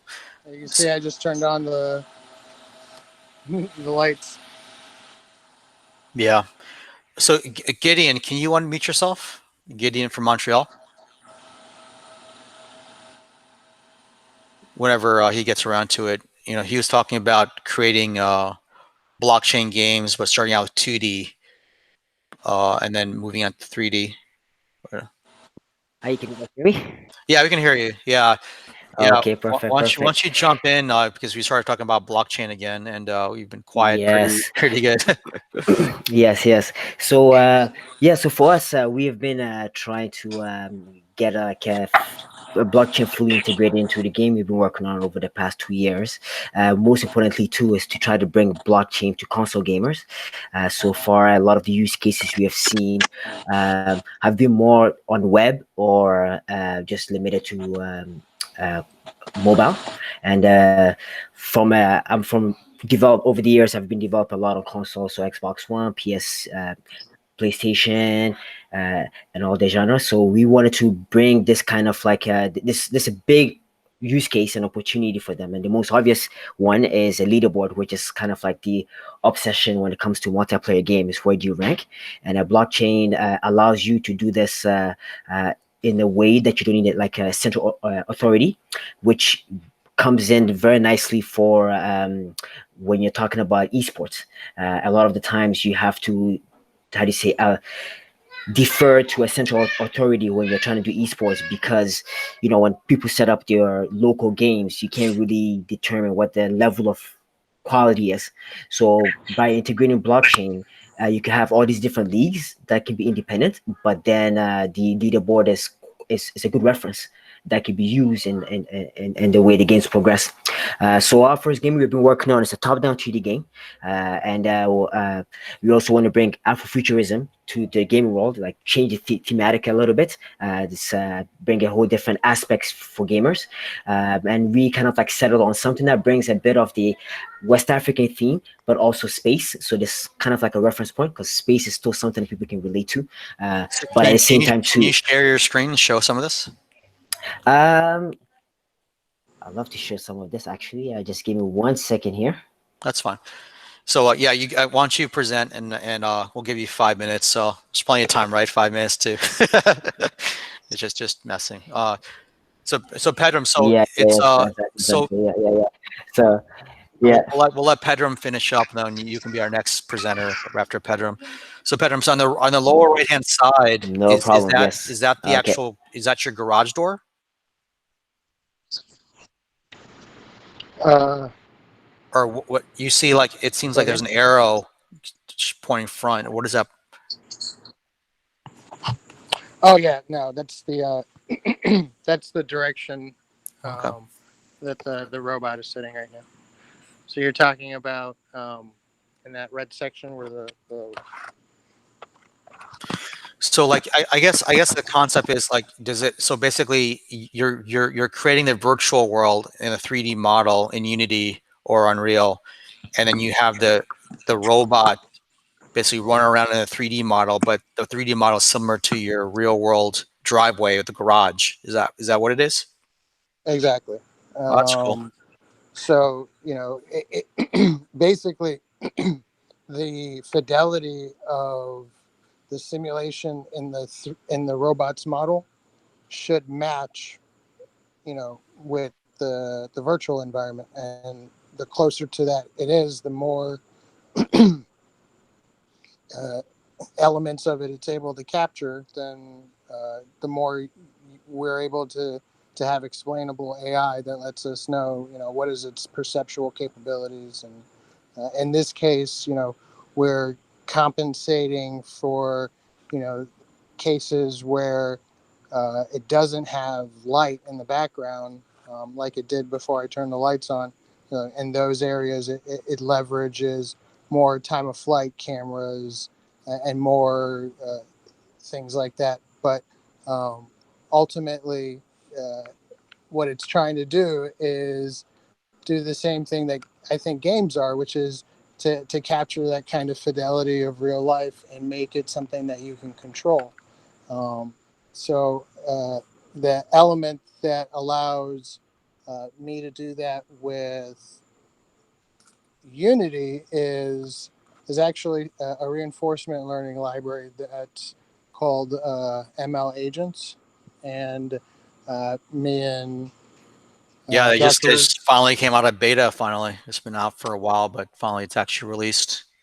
Yeah, so it's phenomenal, and being able to take AI agents and say, all right, we're gonna disperse 2 on this team and 2 on that team, and play soccer, and never really even teach it the concept of what a goalie is, and you just you see these algorithms develop that essentially they start to take turns, and one's the goalie and one's the kicker. So I come from a background which is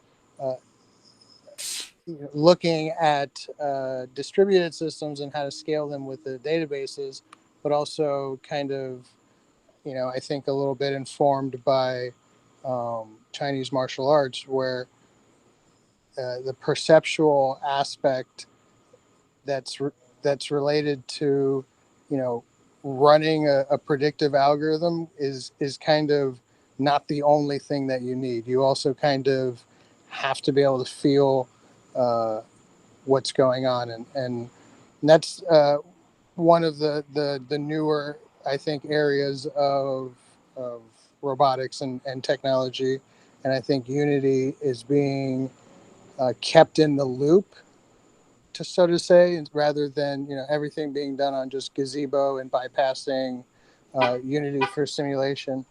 I would say is the visual fidelity that you can get if you have most of your virtual world is coming from scanned objects, and you really went to the trouble of using the correct shaders and the correct assets to make it look like the real world, that you can't. It's very hard to get an environment like that to be able to test. What would a robot do if given these circumstances? And so then that kind of borrows on top of other technologies like the world looping and the Sure. So how are you marrying the real world, the physical world, to your virtual? Like, what's the ML agents? What's the connector between what you learn from ML agents to feed into the real world? So right now, I'm trying to make it web-based. So I'm using that WebSockets layer that we heard about earlier, and there are multiple ways to actually to A, control the robot, and B, to represent the space around it, because it does it kind of in 2 different ways. Like Unity does it one way, and robotics does it in terms of transformations of a rigid body from different points. But ultimately, they're talking about the same thing, right? It's even the joints and the positions that it has right now, it can be something that you can transfer to a game object in Unity. What's really, I think, interesting is some of the stuff Eric Kuhlman is working on, where you have integration of the physics engines that really represents what happens when the robot has to deal with different tactile information, and what happens when there's different surfaces, different levels of traction. So it's actually got a pretty good low level handling of those aspects.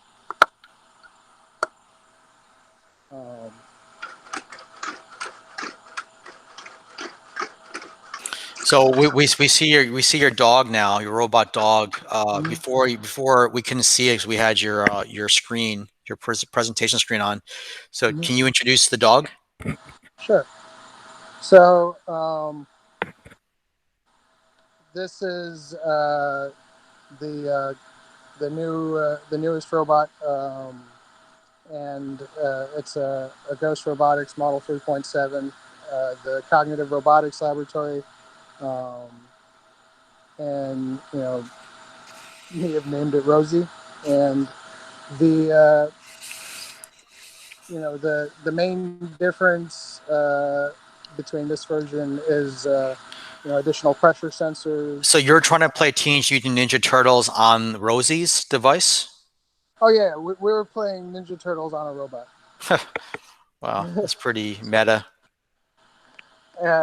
So for that one, that I guess didn't work on that browser, but the school did, and that's kind of what's interesting is that not only can you basically show that see what I see, but now you can actually share see what I recognize, and combining those two things I think is really powerful. Both just like recognizing that there's a skateboard in front of it, which it can do when it casts a LiDAR field at that angle. That's one cool. way. Can you get closer to the robot to give us a tour of the components and the interface? Sure. Yeah. So what I did here is I just mounted this guy so I have a screen to interact with. But as you can see, this is So you're literally, so earlier when you're sharing your screen, you're sharing that screen from the robot to our Google Meet video chat? I was. Oh, wow. And you have a Wi-Fi going to your house, or how is that? How are you actually sharing all this right now? Well, for this case, I made it a hardwire so it wouldn't lag out. Oh, that's cool. But yeah, and then there's an obnoxiously bright light. It's actually using a AC system, which I just attached to it. But ultimately, we're at the point where we can have a shared environment with robotic systems. So So how does this compare to your other robot, the Astro? It's a much more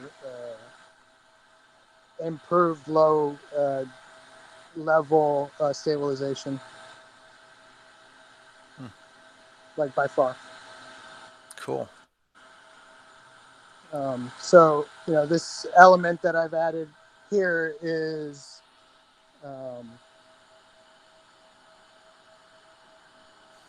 you can see is able to track kind of a skeleton from the camera systems back here. So the skeletal projection is another benefit of this shared space, because then you can say, where do you think I am in relation to you, robot? So one of the issues I remember we had when you brought Astro, your previous robot, out to, it seemed to always work in the lab, but then we brought it out to the large convention center in Fort Lauderdale, and it froze. Right? Is it because there's too many people? Does this model improve on that, or? In that case, I think that model had a Wi-Fi board that was glitching, so when it had interference, it suffered even. But we had the same issue at General Provision, though, just the co-working space. It kind of a little bit froze as well. Right. Yeah. Or I don't know, it might have been a couple things going on. Or... I mean, that robot was kind of a special case because it's you got to be a little bit more ginger with it because it's got all the plastic. Yeah, like duct tape. Yeah. Yeah. Well, not duct tape, but it seemed like plaster. But that's awesome. No, cool, man. It's literally like a 3D printed body, so like it doesn't take cracking very well. That's cool. So what research are you doing at the lab with Dr. Han with this robot, or what are you guys with Art and Dr. Han on the call right now? And you guys feel free to unmute yourself if you want to answer. Yeah, so we're pretty much doing the COVID thing. I've been working on simulation, and I think Unity is a pretty good platform for that. If you can connect it to the web, then you can make it so people don't have to install anything to connect with it.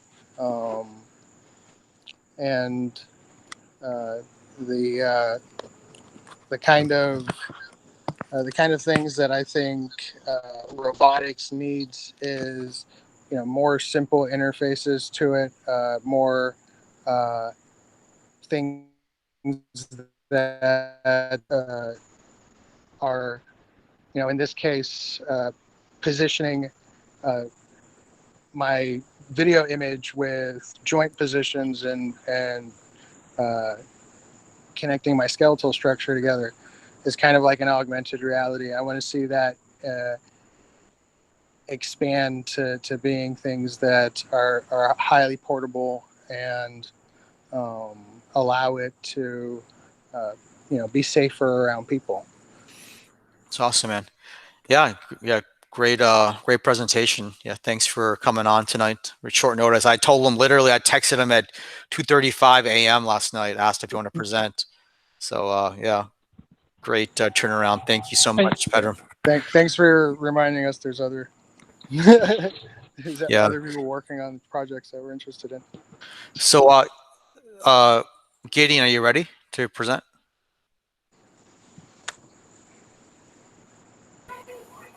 Hi guys, can you still hear me? Yeah. So Gideon will be the last presentation of the day, and then we'll do open forum after Gideon. Okay. Go ahead. Okay, perfect. Gideon. So yes, thanks for giving me the time to set up. I wasn't really all that prepared, but yeah. So I'll just show a little bit of the. I'll start off by showing a bit of the look of the game. Let me just show a little video, like a little trailer that we had from for the single player mode. Sure, you're gonna share your screen?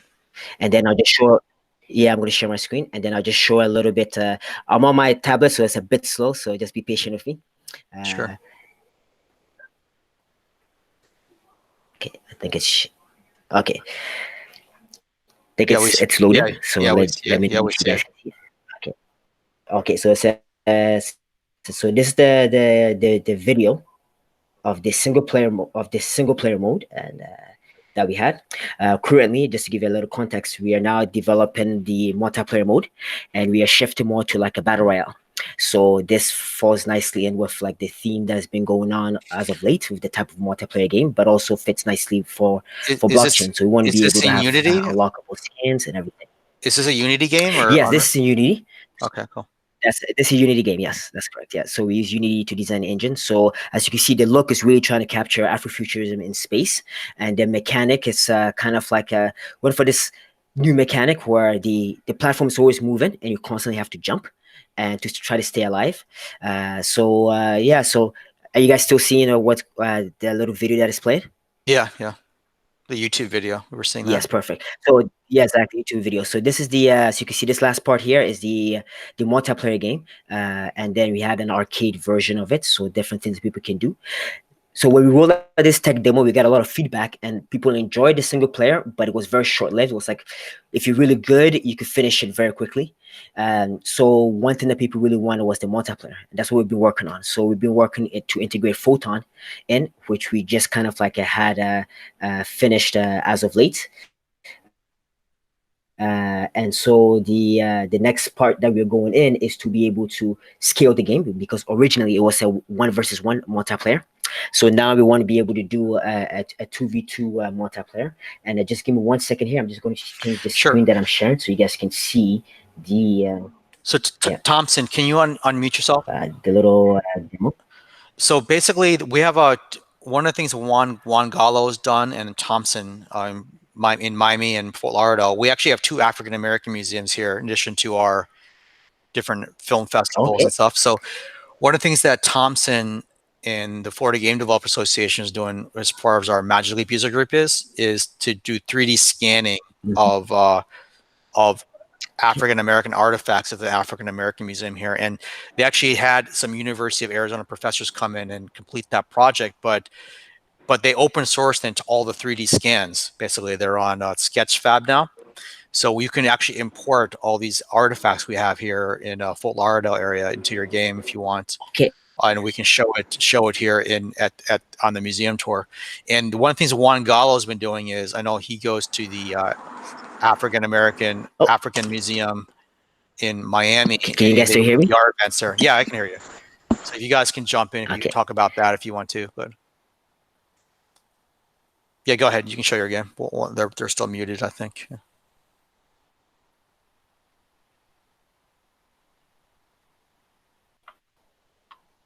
Gideon, are you there? Yeah, go ahead. Yeah, Okay. we see your game. Yeah. Just one moment here.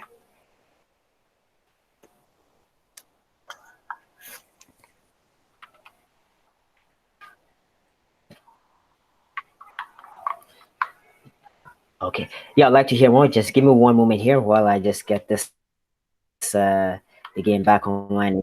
Yes. Okay.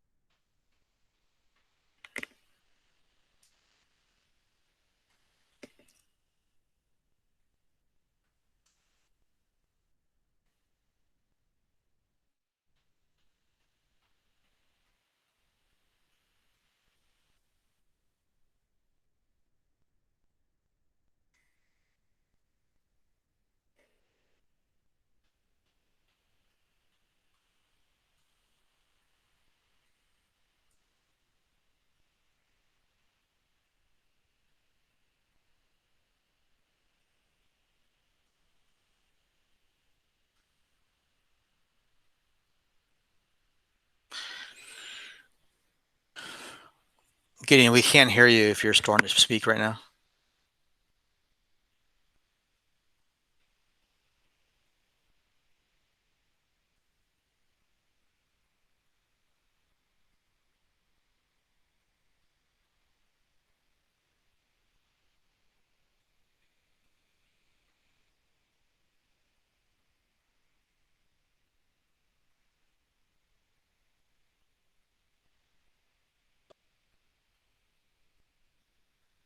Can you guys hear me still? Yeah, now we can hear you. Yeah. But that yes, Chrome kind of like the mic went up for a second there. So I was saying that yeah, so we expanded to we want to do a play test for the battle royale mode once it's ready. So we're going to be calling out for people who want to test this. It's going to be like a 25 player mode. So it'd be great to reach out to the community again and have people test this as much as possible when it's ready. So we're hoping, and we don't really have a set date on it per se, but we're hoping that over the course of the summer. That's cool. In the blockchain aspect, you're going to do a kind of a laddering system, almost like a tennis ladder, to match players against each other in the battle royale. Okay. And you said the blockchain will be like basically the part of the matching system. Simple. Okay.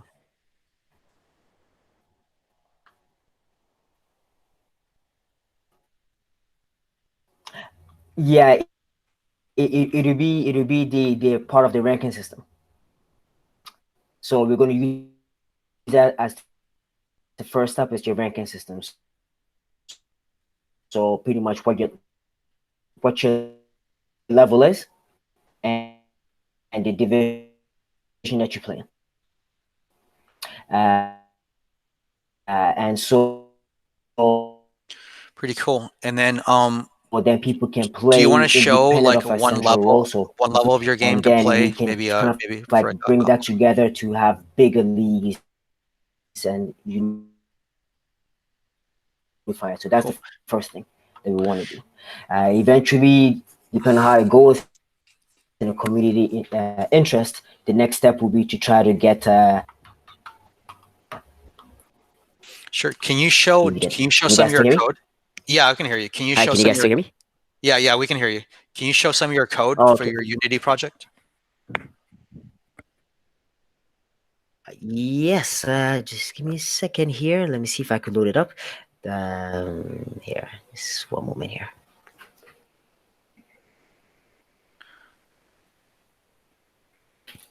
So when you do the laddering system, will that be, and for laddering from blockchain, would you basically would that be a blockchain thing, or you would have some cryptocurrency involved with that? How are you predicting that will work out? So for the latter, we're looking to the cryptocurrency for kind of like a reward system eventually. But right now it will just be just small contracts. So the contract just keeps a database of who's who and where they rank. So we're keeping that simple now. So our global objective is leaderboard, pretty much a reward system with some cryptos and non-fungible assets in the long run. So the first thing, just simple leaderboard. Instead of having right now, a leaderboard is actually backed by a prefab. So it's centralized, on a system. So we want to be able to migrate that slowly over either EOS or Telos. Yes. Oh, great. Yeah, definitely. If So, you can have something like in alpha at least for any of these game jams this summer, we could add that to the game jam, have people do one of the things as maybe during a break period, play the game to test out your blockchain system. Yeah, that'll be great. That'll be great. So we're working on it, and we definitely would be awesome to participate, get the feedback, and sure. And look forward to it. Yeah, let me show you some other ways we can collaborate. And Thompson, feel free to jump in about some of the 3D scans we're doing here in South Florida, and Juan Gallo as well. Let me share my screen. No problem. So I just stop presenting for a second. Yeah. All right, great.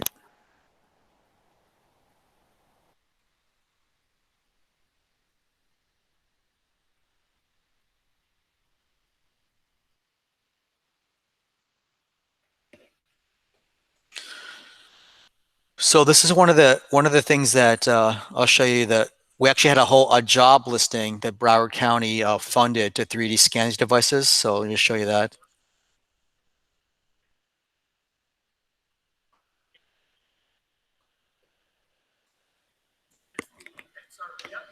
First and third Mondays of every month, we've got your Magic Leap headsets here for you to develop in AR. And in fact, tonight we actually have a special thing. We actually have a job posting that we're doing for the library with Creation Station. We're creating a virtual ARLIC. ARLIC is our African American Research Library and Cultural Center. We're going to be doing 3D scans of historical objects there so that people can create and build and use them in AR or any of the other devices that they come tonight and grab an application or email me, creationstation@broward.org. It closes on the 15th. It's Bob from Creation Station. And Bob from the Florida Game. So this is kind of like, it wasn't exactly like this, but this is like what these guys.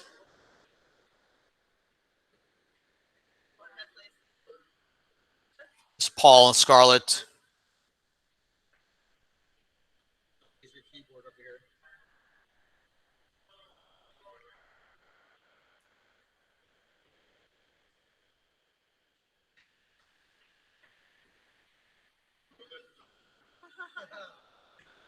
There we go.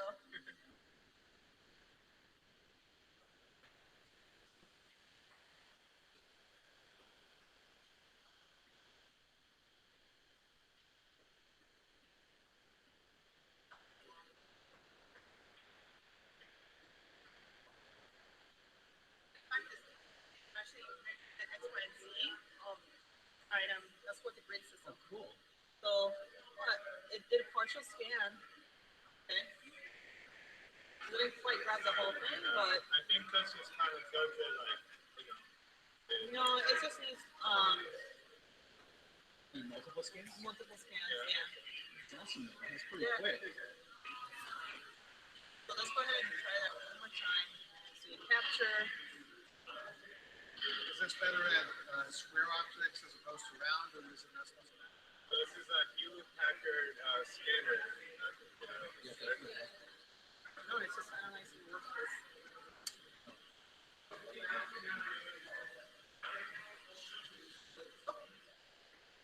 Now it's scanning the object. It's using these patterns to get an image out of the object. The same way a QR code uses a QR tag. Recognize it. And there we have it. A partial instancy image. I think we have to.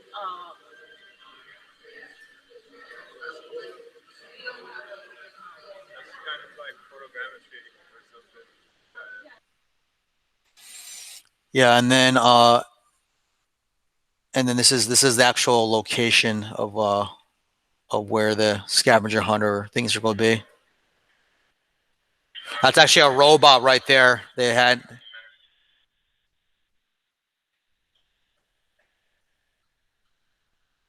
And these are some of the objects that were scanned, like some of the headsets and African headsets and head masks and things, and African American pieces.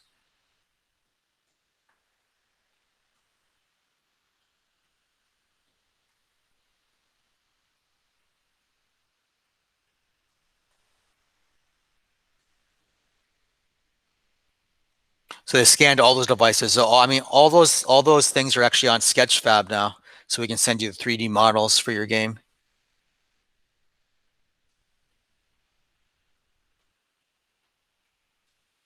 And we actually can tokenize. And the robot too. The robot is handmade in St. Louis, and it runs a little exhibit. So yeah, the robot. That's a very impressive robot. Yeah. Yeah. It's actually an animatronic. And these things can actually be, since we have a 3D object, we can actually tokenize this as well, make it part of the simple token models that we have for Telos. And I also like the fact that they have the masks and everything. That's actually one of the themes that we're going for in our world. Is the masks and the all these tokens, if you want, that they have there. So artifacts mostly in the game, and specify them. So that's a really nice thing. Yep. Yeah. So one of the things that would be interesting to experiment with from the Unity point of view, Unity and blockchain, is maybe creating a concept of using prefabs with blockchain. So you see that we have all these different objects, right? Yes. And with the Unity, one of the big things that Unity can do that Unreal can't is the concept of combining different things as a prefab. Yes. So perhaps we could create create your own game character using other objects, but in order to buy the other objects, you have to use some cryptocurrency in game or something. Yeah. Yeah. No. So speaking of prefab, that's actually one of the things that we love about the Unity, especially since the update for 2019. It's made making prefabs very easy, and also with the asset stream, it makes it much easier to do streamable objects that the game can come bare bone with the minimum that you need to get it rolling. But then, like you say, with having REST calls to the blockchain backend, you can stream in things that actually belong to you. So you can prefab it and have it stored on the server, and then once you get the authenticator, you unlock your wallet through some means that will stream, and then you will be the only person that will stream to. So it's kind of like you key in to kind of have that. So yeah, that's a good point, because one of the problems with Unity right now, or the asset store, is once a user buys anything, they have a lifetime irrevocable license to that object. Yes. So if you have a game object, that it doesn't. If once you give someone, you can't take it away, but with streaming, perhaps you can. Exactly, that's actually what we're looking into. So I mean, it's more like it's done a lot anyways in traditional AAA games with all these skins. They actually streams assets that actually come in from a central server. So yeah, we're trying to look into that model. Yeah. Mm-hmm. Yeah, and the economics might be better too, because you don't have to give Unity their 30% cut from their asset store. No, exactly. And the beauty of Unity being cross-platform, you have access to web, you have access to PC, mobile, even consoles. So whatever your platform distribution is, it could be, as you say, outside of the realm of third party, especially for mobile, or even the other store where you have to give cuts. this is another way for the developer to actually maximize their assets. Yeah. Cool. So has anyone on this call experimented with the Steam inventory system or Steam inventory servers? Yeah, no. Okay, that's fun. All right, cool. Yeah, great game. Seems it's going to be fun. I'm sure it's going to be a lot of interest, especially with the themes right now. Yes, thanks a lot, guys, and thanks for letting me present it. And it's so been are amazing. you from Africa or? Yes, I was born in Ghana, so West Coast Africa. Grew up in the Ivory Coast. Was there until I was 18. I moved to Canada in 2002. So I've been in Canada for 18 years. Came here as a kid and just ended up staying. So a lot of my family and relatives are still there. So every once in a while, when I get a chance to go back, I love to go back. And growing up and seeing all these, like, I love games. I've loved it since I was like pretty much 5, since the first Mario. And a lot of things that we found, unfortunately, was missing was that there was no depiction of us or our culture as we play the game. And I mean, I love the world of Tolkien. I love the Norse legends. There's a lot of things happening there, but it would be nice to be able to have more African themed games, and there's so much potential. And I think it's a new frontier because all these other themes have been reused and reused again. So we think there's a nice void to present it in a different light too, that can make it also fun and also future looking. So yeah, that's pretty cool. Yeah, thanks for coming on the stream. No problem. Thanks for having me. Attending all the way from Montreal. Yes. All right, guys. So yeah, I think we'll just do open forum now. If anyone wants to present anything or just show some games, that you're welcome to. Unstructured. Can you hear me? Yeah. Art, go ahead. Can you hear me? Yeah, we can hear you. Praveen? We can't see you. We can hear you. Oh, you can't see me. Okay, hold on. It's just Let a me blank screen. Yeah, now we can see you. Open now. Okay, cool. Hey, how's it going? Good. Hey, why don't you introduce yourself? We all introduced ourselves before you got here.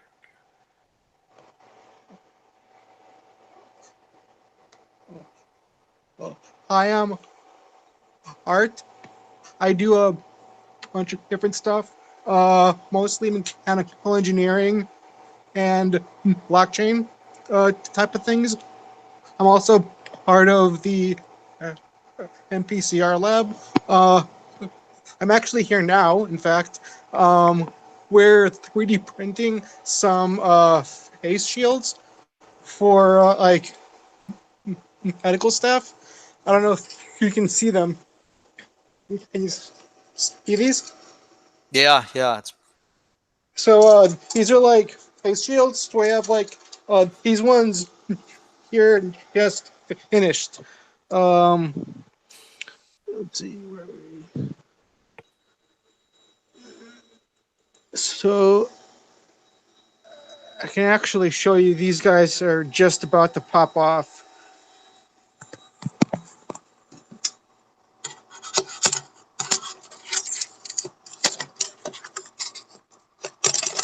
And these guys are like visors. I got other ones here that we printed earlier. And it kind of like fit on your head. Oh, wow. Like this. And then there's a plastic screen that attaches to these little pegs right here.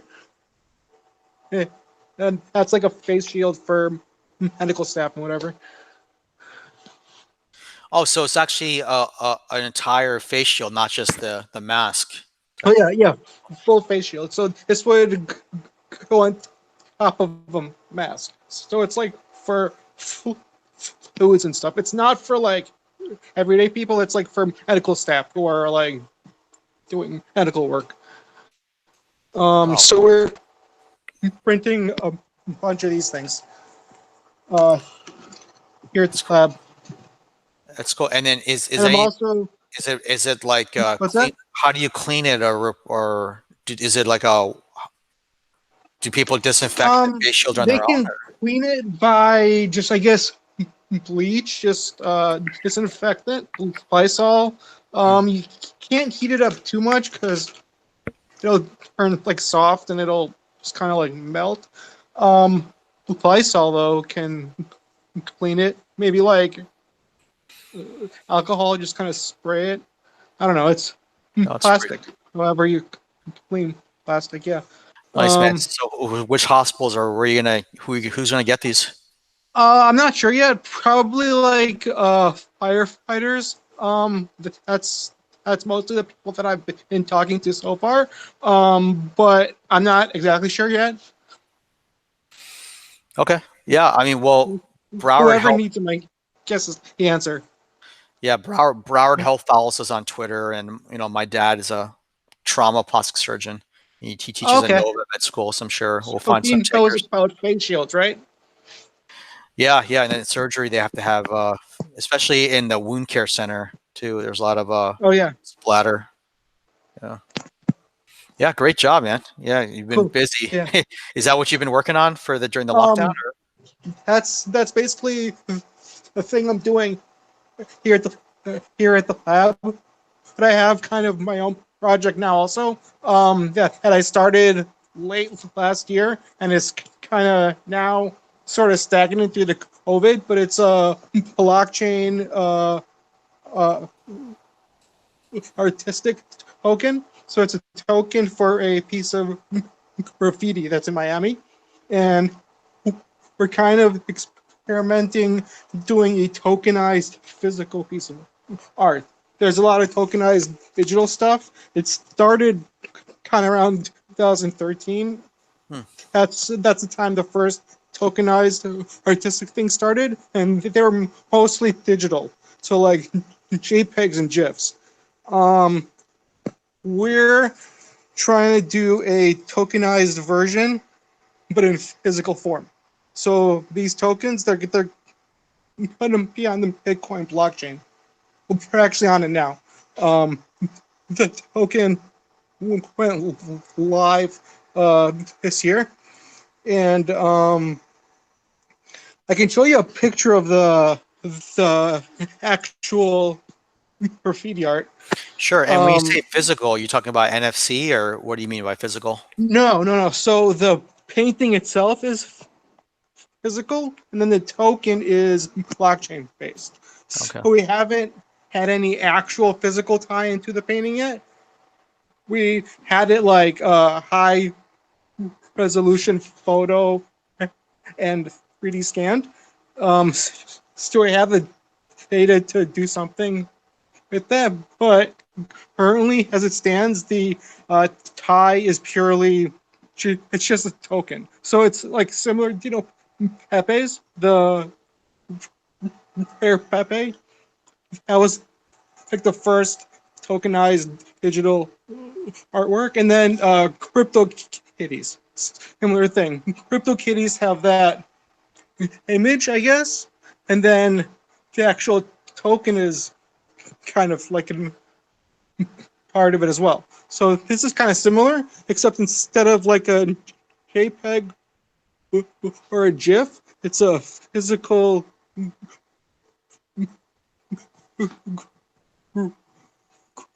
graffiti piece of work. So I'm trying to see how I can show you my screen.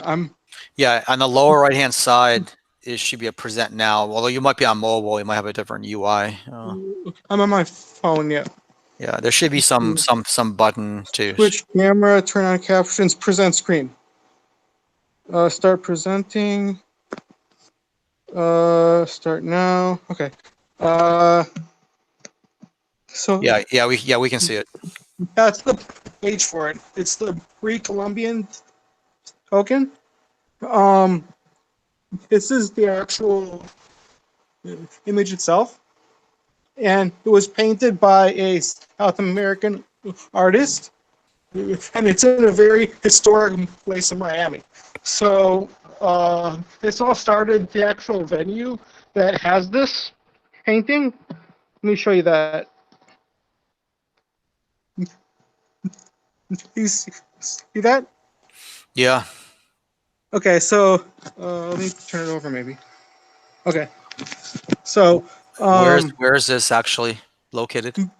This is in Miami. It's a place called Esquina de Ella, and here's the address. I can actually show you. This is the place, and it's basically always open, and it's a bunch of stuff. So it's kind of like a venue for concerts, but it's also a kind of impromptu gallery for some very high-end graffiti as well. So they needed some way to either monetize or do something through this graffiti art they had, and it's kind of hard because you can't sell it. So my kind of idea that I had is, instead of like selling it, because you can't sell it, make it token. So tokenize it, and we made the pre-Columbian token through the Bitcoin blockchain, and basically we're doing this experiment to see if it's possible, if people are interested in having this kind of system set up in to sell a tokenized piece of work that's physical but also has a blockchain component to it also. Pretty cool, man. There's a limited amount of tokens. That's the other thing. So we kind of built in scarcity in that there's only 1 million tokens. So you say you've been working on this since 2013? No. So the entire kind of like tokenized artistic scene started in 2013. So I've been kind of interested in it and a part of it since 2013. This specific project I started working on last year. So we started on it early last year, and we launched, and we had a soft launch during Basel here in Miami, and we actually launched it during Blockchain Week. Wow, it's pretty cool. Yeah, great progress. Yeah. Pretty fast as well. So it's live now. We were planning on hopefully approaching the city of Miami to be the first to purchase the first tokens. Sort of like to like kind of have a Miami vibe to it, because the actual venue, it's a historic Miami venue. So we were hoping to have the city be the first like token holders, and maybe like have a rare token made up specifically for it. And this whole COVID happened, and we're kind of frozen now. But it's still live. The painting is still there. So as soon as this whole virus thing kind of blows over, we'll be back onto it. Let me show you the thing. Okay, so see if there's a video. I got a video somewhere. This guy's doing a flip. Unable to play. Okay. Okay. Well, here it is, I guess. This is it. This is it. This is the place itself. And yeah. Hello? Yeah. It looks like interest really. It's pretty meta. There's like the mural within the mural. The guy's something inside the guy's mouth. And he's standing in front of the mouth as well. So yeah, exactly. In the video, he like does a backflip off of it. Cool. Well, Pretty cool. if you put the video in the chat, people can play it. Oh, really? Yeah, there's a chat box. You should. Okay, I'll try and do that later on. And After also, we can share the chat also later on with the audience when we put this on YouTube. Oh, cool. I'll put the URLs at least, maybe not the entire chat for everything. we're actually kind of trying to decide how to move forward oh, oh, oh, with the project in terms of like how do we target it and like who do we target, because initially my intended target was like the blockchain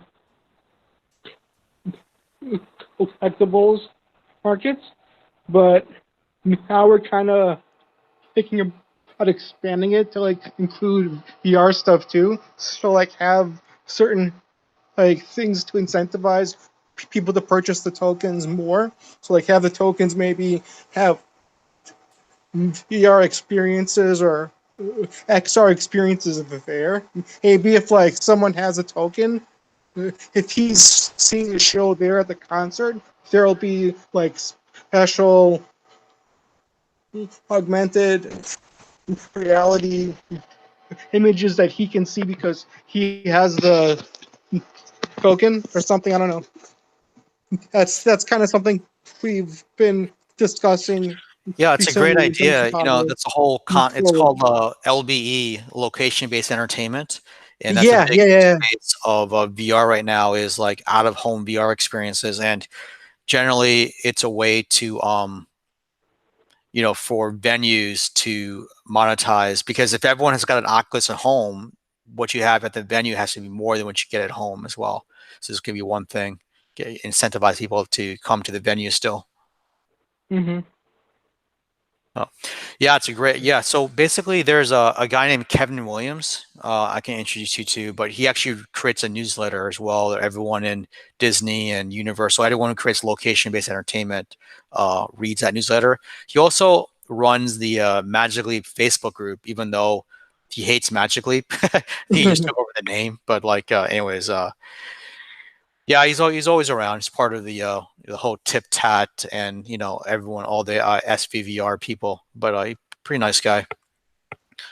But yeah, I think it's a small, tight knit XR community globally.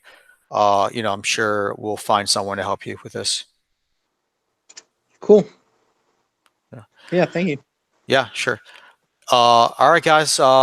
Anyone else want to present anything before we wrap up?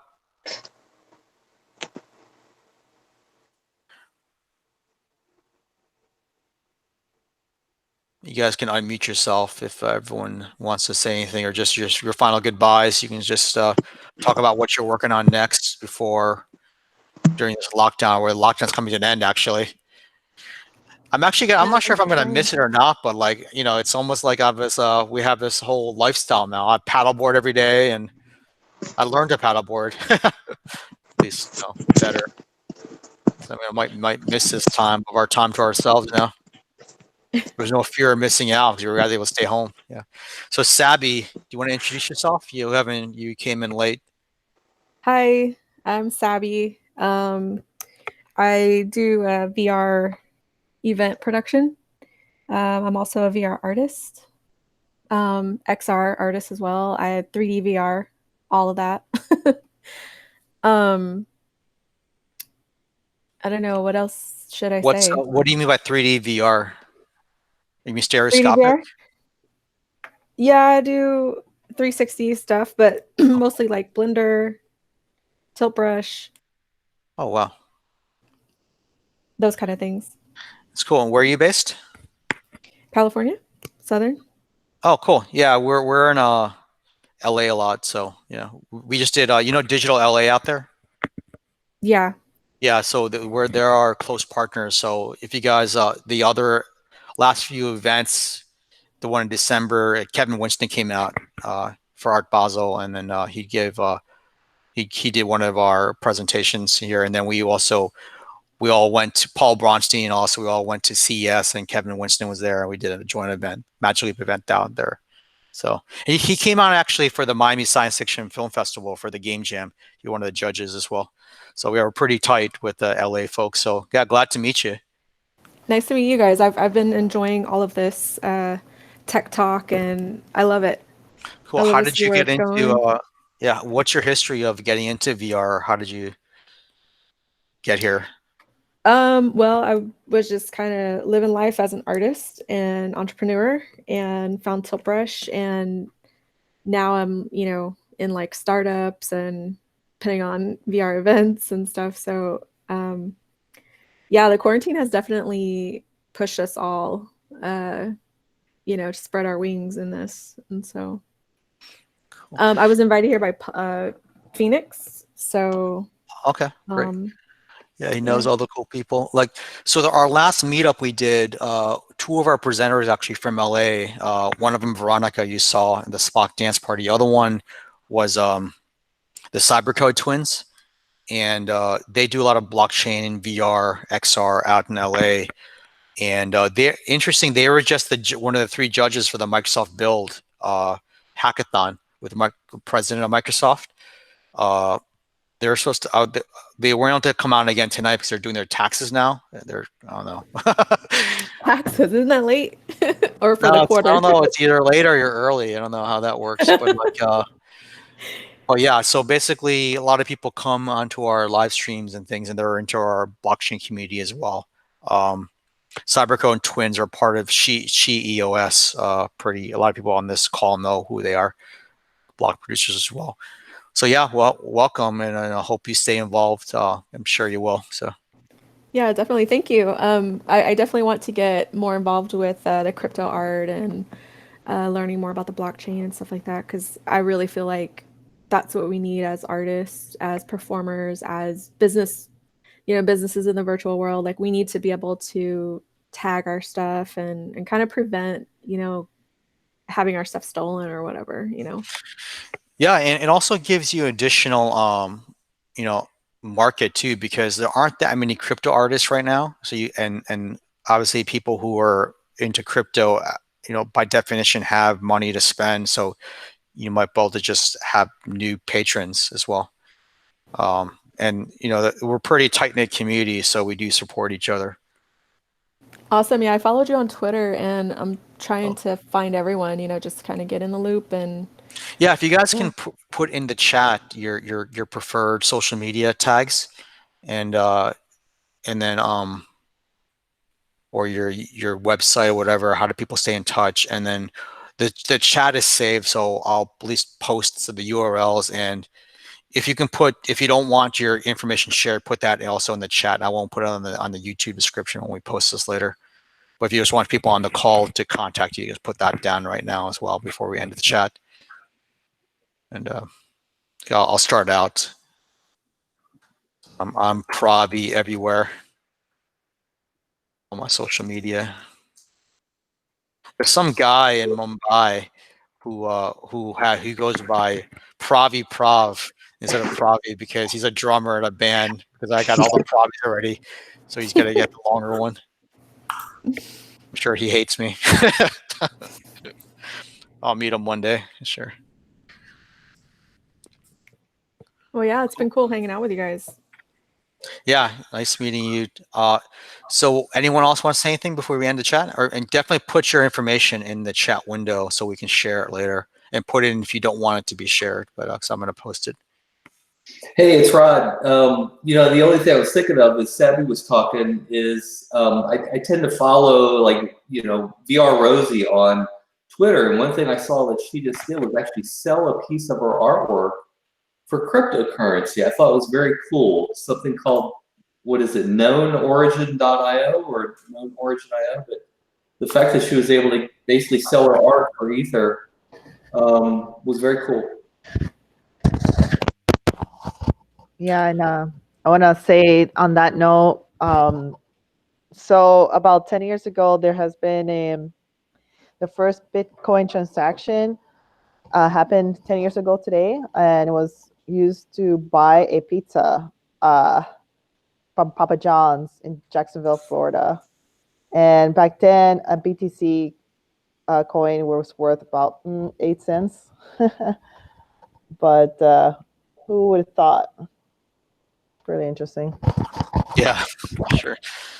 Yeah, so I'm sure whoever did that regrets. Well, I'm not regretting, but it's funny. You spent $70,000 for a pizza or something. Yeah. So happy Bitcoin Pizza Day, I suppose. Yeah. Cool, guys. And what are you guys working on now? For at least now the lockdown is over, you actually have to get back to real life. Or what are you guys going to be working on this summer? What's coming up for everyone?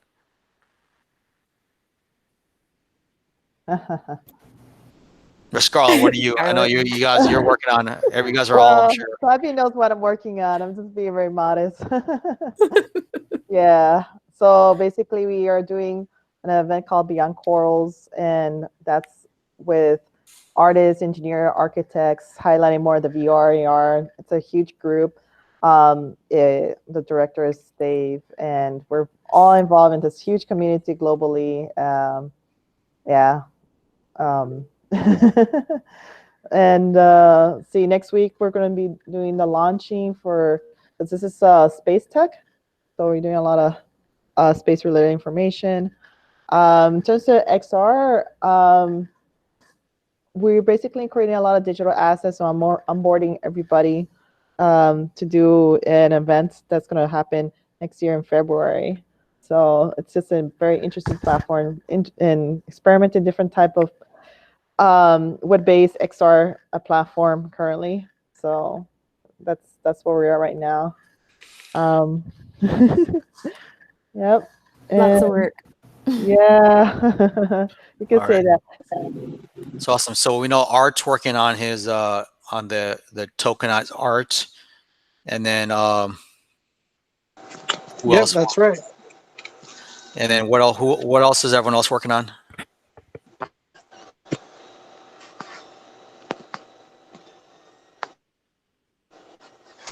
You can unmute yourself. I'm literally working on a commission right now. Oh wow, just cool. Some art, some VR art.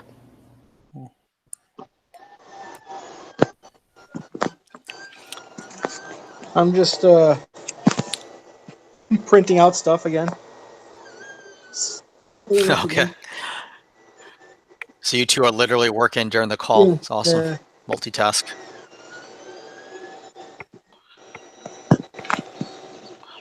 All right, we got the one last guy. So Julio, he just joined, fashionably late. So let's pick on him now. Hey Julio, are you there? You unmute yourself. Julito. Pravi. Hey, it's so you got on right before we end the call. So we're gonna make you introduce yourself, and you're supposed to talk about what you're working on now that the lockdown is about to be over. Wow, you get good to see you, Pravi. So, oh, Scarlett's here. Hi. Hello, Rod. Hi, Art. Hi. Hello. Hey, I'm in survival mode like everybody else. Sweet. Yeah, but that's about to end, right? What was that? It's Heck about no. to Well, No. I don't know, and we'll see how this phased re-entry, whatever they call it, this phased get back to normal. Anything but all right. normal. I'm gonna since you're on, I'm gonna share your our hackathon video. So we're Awesome. one of the winners for the Comcast Unity hackathon a while Oh, back. that's right. And Good actually, memories. Art actually did a VR video for us. He pretended to be an android. A great android. We created the smart movie poster. So it's the center of engagement for deep fan engagement. So, you know, posters are already in every movie already. So we're adding technology to the posters. And you've seen any of our stuff, we already do augmented reality murals in Windows and IoT, like smart or Arduino-based things. So we didn't want to repeat that. We want to make something new. So we made smart interactive XR on these movie posters. So you saw the first thing we did was the whole concept of interactive portal. So basically, everything we did increases gracefully or degrades gracefully. It depends on how much tech the theater or the venue has. So if you have a Magic Pet set, you can have basically the interactive holograms on your set. If you actually have, the Oculus will show at the end. We actually did a late night crazy VR sci-fi shoot for people in this room. So we'll show that at the end if time. But so we did projection mapping, video grammetry. So that's the light form device. We're the first person on the East Coast to have it. So basically, you do real-time one-click room mapping this entire room, and you can actually have the video. Yeah, Fractal Encrypt's borrowing my light form right now. The Bitcoin artist down here. We have a little bit of time. I'll actually show you the world premiere while Julio explains the AI. I'll set up the VR. We want to say that the text we use, Google Cloud, we're leveraging YouTube, Amazon Web Services, and our friends there at Platinum. Yeah, that's right. Forgot this was a hackathon. Let me show you actually the activity. Here's Art's film premiere. So we use a lot of the Google APIs to create interactive transmedia content. I guess you can't hear it, but basically on the left is Slavo. He's All right, let me show you his video. He's actually a really good actor. So pretty surprising.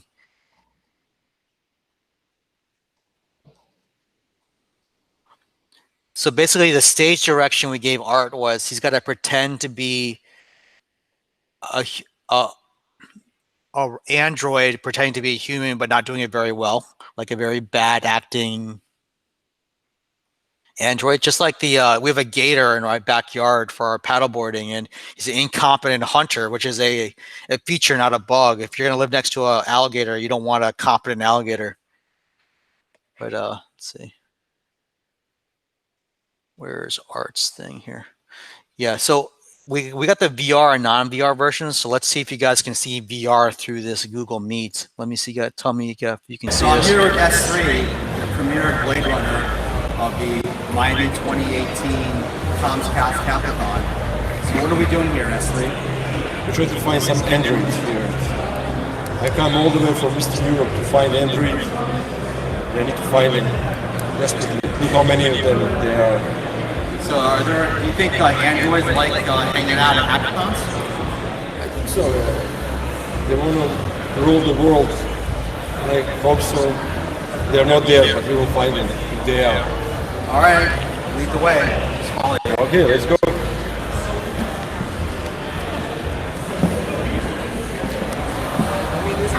So this is one of the breaks while we're messing around during the hackathon. Are you Android? There's No, us. human Sure? people. Can you prove it? I'm not an android. No, you need to prove it somehow. Yeah. I think I know where there's an android though. Where? She's ratting out Art. Come on.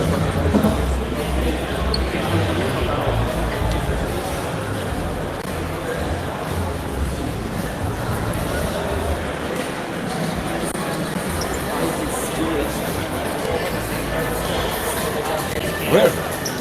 Somewhere.